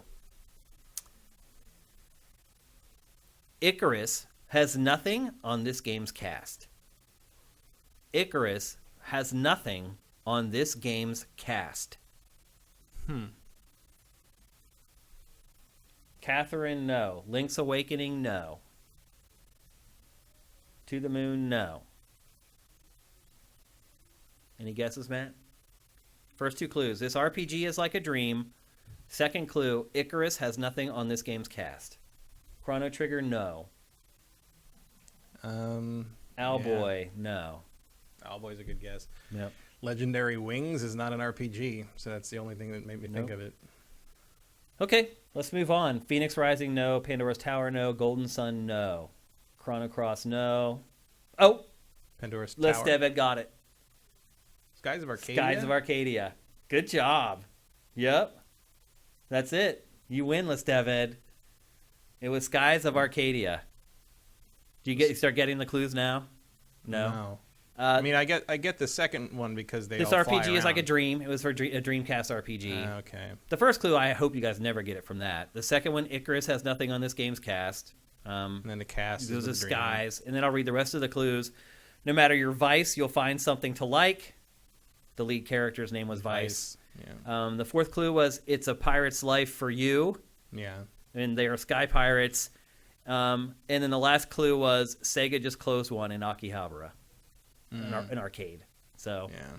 I think no matter what, somebody was going to get it. But we only made it to the second clue, and he got it. Les Deved. Good job, bro. Congratulations. If you guys want to ask us any questions for Q&A, we're going to do that right now. So if you can get him in while I kind of message to Les Deved what he needs to do. You can either DM us here on Twitch, on our Twitch channel. You can send me a DM on Twitter. I am at Dinfire. You can send us a message on Patreon, or you can go to the Sifted site, sifted.net, and you can send me a private message at Shane. Any of those will work. Make sure you include your real name, your real full name, and your full address. Make sure you include all of it.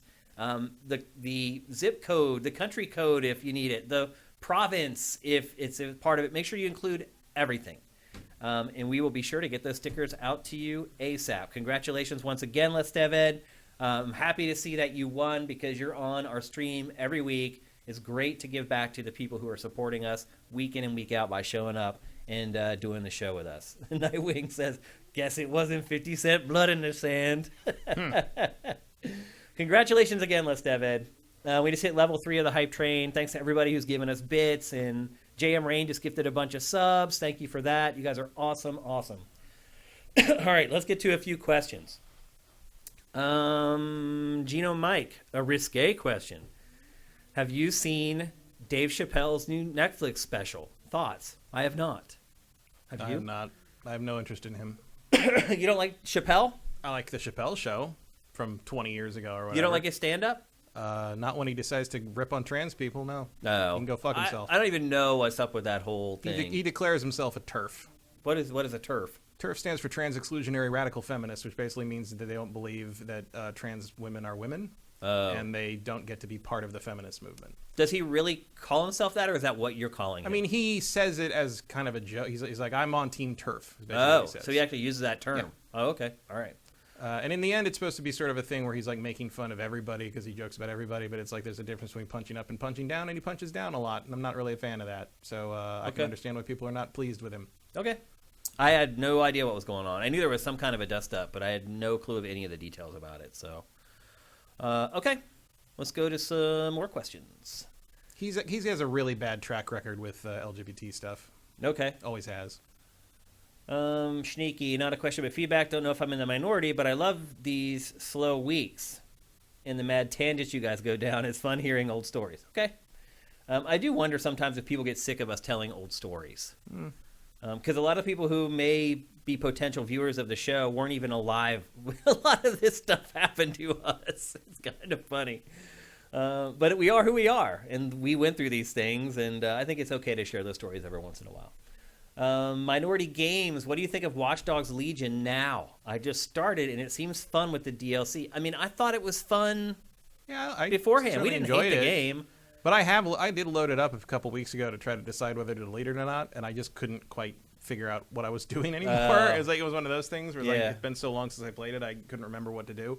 And I played a little bit, and I was like, I'm kind of done. We liked the game when it came out. Yeah, the problem I was liked it came out when there was all this other stuff to play, and it just kind of got overshadowed. That game should have probably right as the new systems came out, and it was just poor timing for it, unfortunately. It looks real nice on the Series X. I booted it up just to see what it looked like, and wow. After playing like 30 hours of it on the old 1X. Yep. Loading on the Series X. It's was a like, step whoa! up. It was me too. Yeah, my eyes. I was like, oh, okay. Like, oh, that's a difference. Certainly more than Valhalla was. Yeah. Oh, big time. Yeah. Way more. Because Legion has the ray tracing. So. That explains it. Yep, makes a big difference. So we weren't hating on the game when it came out. It just came out in a really crowded time, and we just didn't. Yeah, I don't think it's amazing. That's all. Yeah, it's just it's fine. It's good. Yep. Let's see. It does have kind of I guess it feels like the concept of Watch Dogs should be a better game than all three of them have been. I'd agree with that. That's sort of the frustration with Watch Dogs. I was more excited for the franchise before I ever played the first one than I ever ended up getting enjoyment out of the series still, to this day. There's just a constant sort of like maybe this time with Watch. Maybe I guess I have a hard time believing they're ever going to make another one of them. So. You think they won't make another one ever? I mean, they gave it 3 shots. They've put a lot of money into that IP, man. Yeah. Whew. That's a tough. They even tough one. They even tied it into the Assassin's Creed universe. They did, in a desperate last ditch effort to save it, I think. Okay, let's get to some more questions. Ashes in the Hourglass. Why do you think they haven't made a Batman Beyond film yet? That's a better question for you. I mean, that's a pretty good question. I think the answer is mostly that Batman Beyond is too new. The answer is pretty much that someone who grew up with Batman Beyond needs to be progressed in Warner Brothers studio hierarchy to the point that they are one of the people making the green light decisions. Okay. So, sort of like what happened with the Raimi Spider-Mans. Like, we got a good Spider-Man movie finally. Someone finally made a Spider-Man movie, and it was a good Spider-Man movie for its time because Sam Raimi grew up reading Spider-Man. Mm-hmm. That was what was required. Yeah. Like, you need someone to be... why is the Marvel Cinematic Universe doing so well? Because Kevin Feige grew up reading all these comics and cares about them and loves them and is taking care of that IP properly. Yeah. Like, that's what needs to happen is someone who knows this stuff and loves this stuff and knows why everyone else loves it needs to be in place and saying, hey, Batman Beyond is a viable property and we should make something out of it. I think it's more likely that Rocksteady gets a Batman Beyond game out before we get a Batman Beyond movie, but who knows? Okay. Let's go back. A couple more questions. That cartoon series still holds up, by the way. All the old DC animated stuff holds up. Just got some more emotes. I don't know how to make this stupid. Okay. I couldn't figure out how to make it go away earlier. The emotes that pop up on the right. Here's a good one. The Big Smoke 82. I'm picking up a game tomorrow. Either Metroid Dread on Switch or Crisis Trilogy on Series X. What do you guys think? I mean, I'm going Dread in that case. Crisis Trilogy. It's tough. It's a close call. I have been playing the Crisis remasters because 2 and 3 just came out, right? 2 and 3 just came out, and the 2 and 3 remasters are much better jobs than the first one. Than the first one was. The first one seems like it's been cleaned. It runs a little better. I mean, it was on Series X, so the problem was it runs like crap on the previous gen systems. So I don't know if that's been fixed or not in the new release, or if they patched anything. But 2 and 3 run real well. I like 2 quite a bit. I always like 2 the best, and I'm pretty pleased with it. It's hard to compare that to That's Metroid. a tough one. Yeah, that's a really tough one. Although Metroid, I think, is more expensive. It probably is more Metroid's expensive. $10 more than the Crisis Trilogy. I would, I don't know. I'd probably go Dread. I'd probably go Crisis. Yeah. If you like Crisis. I mean, it shows you, though. We're split down the middle. It's a tough choice for sure. Yeah. Yeah, I mean, that's a good question. To me, it's like I also played those Also Crisis games so long ago that... Yeah, I mean, I think they're still pretty fun. Like, I still enjoy Crisis 2 quite a bit. Because it is kind of a superhero game. Yeah, you're using the powers of the suit and super speed and super strength and jump and everything. I mean, it's cool. They get better as they go, usually. I think 2 and 3 are better than 1, for sure.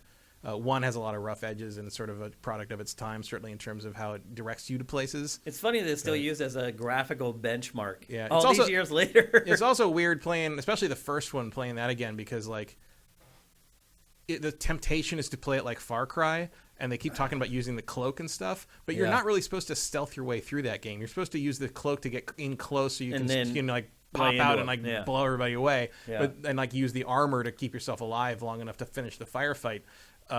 It's just a very different way of playing a shooter that doesn't really exist anymore. It takes a while. I remember playing them back when they came out. It took a while for it to click. Yeah, too. it definitely, and it did again this time. But after it did, I was like, oh yeah, I remember this. I remember the sprinting across things at super speed. Like this, it's cool. I enjoyed it. I thought it was good, and also it's nice to see that the remasters on 2 and 3 came out better because the I can't remember the name of the company, but I know that that's the same company doing the next gen update for Witcher 3. Oh. Which got rated today. Really? So it must be coming pretty soon. Wow. Looking forward to that. That game will look amazing. Okay, let's see what's next. Mitchell is alive, Microsoft, and he spells it with the $sign. Okay, when I see that, what's the first word that comes to mind when you see the MS with the $sign? Fanboy. Yep, I hate to tell you, Mitchell. Or Sony with a $sign for the S. Right. That's funny. And I guess Nintendo with a cent sign for the E? I don't know. I'm just being honest. When I see that, the first thing I think is fanboy. MS is still rumored to have one more big developer/publisher purchase. What do you think it might be versus what would you think it should be? I mean, I guess there's a Crystal Dynamics rumors flying around, but I don't know. That's not a bad purchase. I don't know if that has any basis in fact, though. Like, that might just be talk. I mean, now that Blue Point's gone, there aren't many left that aren't already a part of some other publisher. Yeah, I don't. I guess like Rocksteady. That would be a great purchase, probably. Rocksteady, I guess, yeah. Or Warner Brothers seems to be willing to let some of its things go. I saw NetherRealm mentioned at some point. I don't even know if that would be on the table. NetherRealm, though, they're such a. I mean, they're great. And look, they only do one thing, though. Yeah, they do one thing. And Rocksteady kind of only does one thing, but I feel like they have the ability to do more. Yeah. I honestly do not know if NetherRealm could make anything but a fighting game. Well, the other question about Rocksteady is, like, once you remove the DC license from Rocksteady, what you got? What do you got? Yeah, I don't know.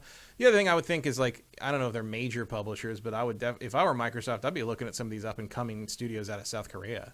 Yeah. Like, some of those devs over there are doing incredible work that, like, you're looking at these things and you're like, where did that come from? It's like, because we're not paying attention. Yeah. And if you suck up a couple of the really good ones over there and have them churning out like AAA stuff for you over the next decade, like, you could have the next Skyrim on your hands. You don't know. Like, that's where a lot of really good talent's going to be coming from the next 10 to 15 years. That's where I would be focusing, but that's not obviously a major developer. The question is talking about like picking up someone that's like a household name to gamers, and I that's not. There's not a lot of them left. It's a hard call. It would be a surprise. I think whoever it would probably be a surprise because you might be taking them away from another company that's selling them off or something. Yeah. There's not a lot of independent big names left. Nope, they've all been Certainly snatched not. up. Certainly not now that Bethesda's been purchased. So Yeah, I mean, From Software is still out there. That's yeah, that would be a big deal. Yep. God, people But they would never be would. mad about that. Yes, they would. Furious. Yeah, people would be like, "Well, I guess I have to buy You that." gotta buy an platform." Xbox now. Yeah, no choice. Oh, Listeved. I didn't know this was his screen name. Listeved is actually coming into the studio for an episode of GameFace here in the near future. He asked me for the dates, and I gave them to him. I think he's still trying to figure out when he's going to be in Los Angeles. Sorry, Steve, I didn't realize that was your screen name here in Twitch. So awesome that he won, because he basically pledged a ton of money to us to be able to come on the show. We appreciate it very much. So you'll get to see him in person, sitting next to Matt in the not too distant future, once we figure out the date. Cinetike says, for me, I was born in '84. I love the old stories. Okay. Feel free to tell us if you hate stuff. Like, we're not going to be offended. At this point, I don't know what it would take for me to be offended, Matt. I've been through the ringer in this industry so many times. Like, I don't even know what it would take to offend me at this point. Let's see. Are there any more? Minority Games, are you excited for Shin Megami Tensei 5? Are you excited for it, Matt? I don't think I can be excited for Shin Megami Tensei. To me, it's the mainline series is just so long and deep and like it's having to play it feels like a chore now. Yeah, I'm ready. I'll say this: I'm ready for another one of those games. It's been 3 years since I played Persona 5. I'm ready to play another 10 hours of Shin Megami Tensei because I have to. Let's put it that way. It'll be a lot more than 10 hours. I guarantee that. Well, I'm not saying I'm going to finish it, but I feel But like you're gonna spend 10 after 10 hours, I think I'm going to know one way or the other whether I like it or not. That's We'll see funny. if I go any further. I would not say I'm excited for it, no, but I am ready for it. I am mentally prepared for Shin commitment. Megami Tensei 5. It's a commitment. And it's like after Persona 5, like I was good for 3 years. I had no interest in playing games like that. But I mean, at least Shin Megami Tensei 5 is going to be more of a straightforward dungeon crawl. That's true. A lot less teen drama and, Yeah. and high school's time management and stuff. You know, Yeah. it's a much more straightforward game. It is, for sure. But yeah, we'll be playing that pretty soon. Mitchell is alive. Thank you for Twitch Prime. That's awesome, man. We appreciate it. He asked, what's the story of the Yoshi egg? There really isn't a story. Nintendo sent it to me. Well, the two Yoshis love each other very much. One swallows the other, and then an egg comes out. Nintendo sent me some game in it. Like the top half comes off, and you can hide stuff in it if you want to. And Nintendo sent me some Yoshi game years ago, and it had like the cart inside the egg. Anyway, if there is a story, that's all there is. Is there any more? JM Rain 99, playing any scary games in October to celebrate Halloween? I don't have any plans specifically. No. If something comes along, I will. I'll probably play the Fatal Frame Maiden of Black Water remaster, not a bad re-release, call. whatever you call it. That's out like right before Halloween. Yeah, there's no real big high-profile horror games coming out for No. Halloween this year. There's a couple indie things that are releasing around Halloween-ish. And I think there's some DLC for, like, Dead by Daylight, I think. Yeah, Dead by Daylight has some new stuff coming out. Stuff like that. But there's no big new horror game Yeah. release. I mean, the big horror game currently is a game most of us haven't even played called Phasmophobia. Yeah. So Yeah. that's the big streaming horror phenomenon. Yep. At least a big update to that. But Okay. I've watched Midnight Mass on Netflix, which I freaking loved. If anyone, it's not a slasher show. It's a little smarter than that. A lot of people say that it started too slow for them, and I will say the first episode, real slow. By the time you get to the second episode, it gets moving, and by the time you get to the third episode, it just takes off. So I highly recommend it. I have a feeling that a couple of the people on there may at least be nominated for some awards for their performances, particularly the guy that plays the priest. Really, really good. I really enjoyed it. So if you're looking for something for Halloween, I highly recommend checking that out. Midnight Mass on Netflix. One last one from Ed Rock, The Truth. Do you think Nintendo will adjust the online price if there's not many subscribers or any current members upgrading? I can't justify spending $30 more a year. Yeah, I don't know if you were here for the beginning of the show. It was one of the topics today, and actually in like the middle of the show. And Matt and I are right there with you. We also agree with you that that's entirely too much. Mm-hmm. But I also do not think that Nintendo will adjust its tactic at all. No, I do think maybe sometime next year we might see them bring some tier pricing in where like you can get, you can add just on the N64 extra classic games, retro games, and not get whatever the DLC is. Mm-hmm. But we'll see how it goes. I would be surprised if Nintendo adjusts because I just feel like there's going to be more than enough hardcore Nintendo fans that are going to pay it. That Nintendo's not even going to bat an eye. They may be a little disappointed, but it kind of depends what the strategy is going forward, like what they give away. Like if it's going to be like the Breath of the Wild 2 DLC, most people are going to buy that anyway, so it might be a good investment at that point. If you're going to give away Mario Party DLC, it might not be as popular, But that's the problem, though. They're asking you to pay before you, in some cases, know what you're paying for. Well, that's a season pass. I mean, we know obviously this time is Animal Crossing. I honestly thought that maybe for that amount of money, you just get all the DLC for the year for all Nintendo stuff. That would be very un-Nintendo of them. But it would make sense, and it would make it worth it, and I think people would then subscribe. Yeah, but that would be very un-Nintendo of them. Yeah, to give you a value for your money. A value for your money. You're right. Lowering the price of something also would be that would be very un-Nintendo-like. So anyway, there you go. That's GameFace episode 275. Another reminder that we are not here next Tuesday. I said it at the beginning. I'm saying it here at the end. We are not live next Tuesday. The show is happening next Wednesday. Again, I'm out of town over the long weekend. I will be back. I would be back in time for a Tuesday show. I will not be back in time to play games, so we have a good Tuesday show. So we're pushing it to Wednesday. Same time, though, 1 p.m. Pacific, 4 p.m. Eastern at twitch.tv/SiftedGames. If you're listening to this show out on the wilds of the internet, we're everywhere. We're on Google Podcasts, Apple Podcasts, iHeartRadio, Spotify, Stitcher. We're on pretty much everything. And if you are listening to it, at this very moment, look down at your phone and give us a review. And I'm telling you, give us a 5-star review. Because we deserve it, damn it. We're delivering you 3 hours of great gaming discussion every week. Those reviews make a big difference. It helps you in rankings on the podcast services. So somebody signs up through our new podcast service. They're like, what do you like? And they type in video games. The more reviews that we have, as long as they're good, the more we pop up in those lists. And it gives us a chance to find new listeners who then may or may not become patrons or support us with Twitch Prime or whatever. So it makes a big difference for us. If you've never reviewed the show, and maybe you've been listening to it for 6 years, and you still haven't reviewed the show on a podcast service, it would be great if you did that. Again, it makes a big, big difference for us. And if you've been listening to the show and you're like, hey, I'd like to support those guys because I want the show to keep happening, head to patreon.com/sifted. That's sifted without an E. You can pledge whatever you want. $1, $100, $1 million a month. You can do it. Make it happen. And if you want to find me on Twitter, I'm at Dinfire. If you want to find Matt, he's at MKeil. That's MKEIL.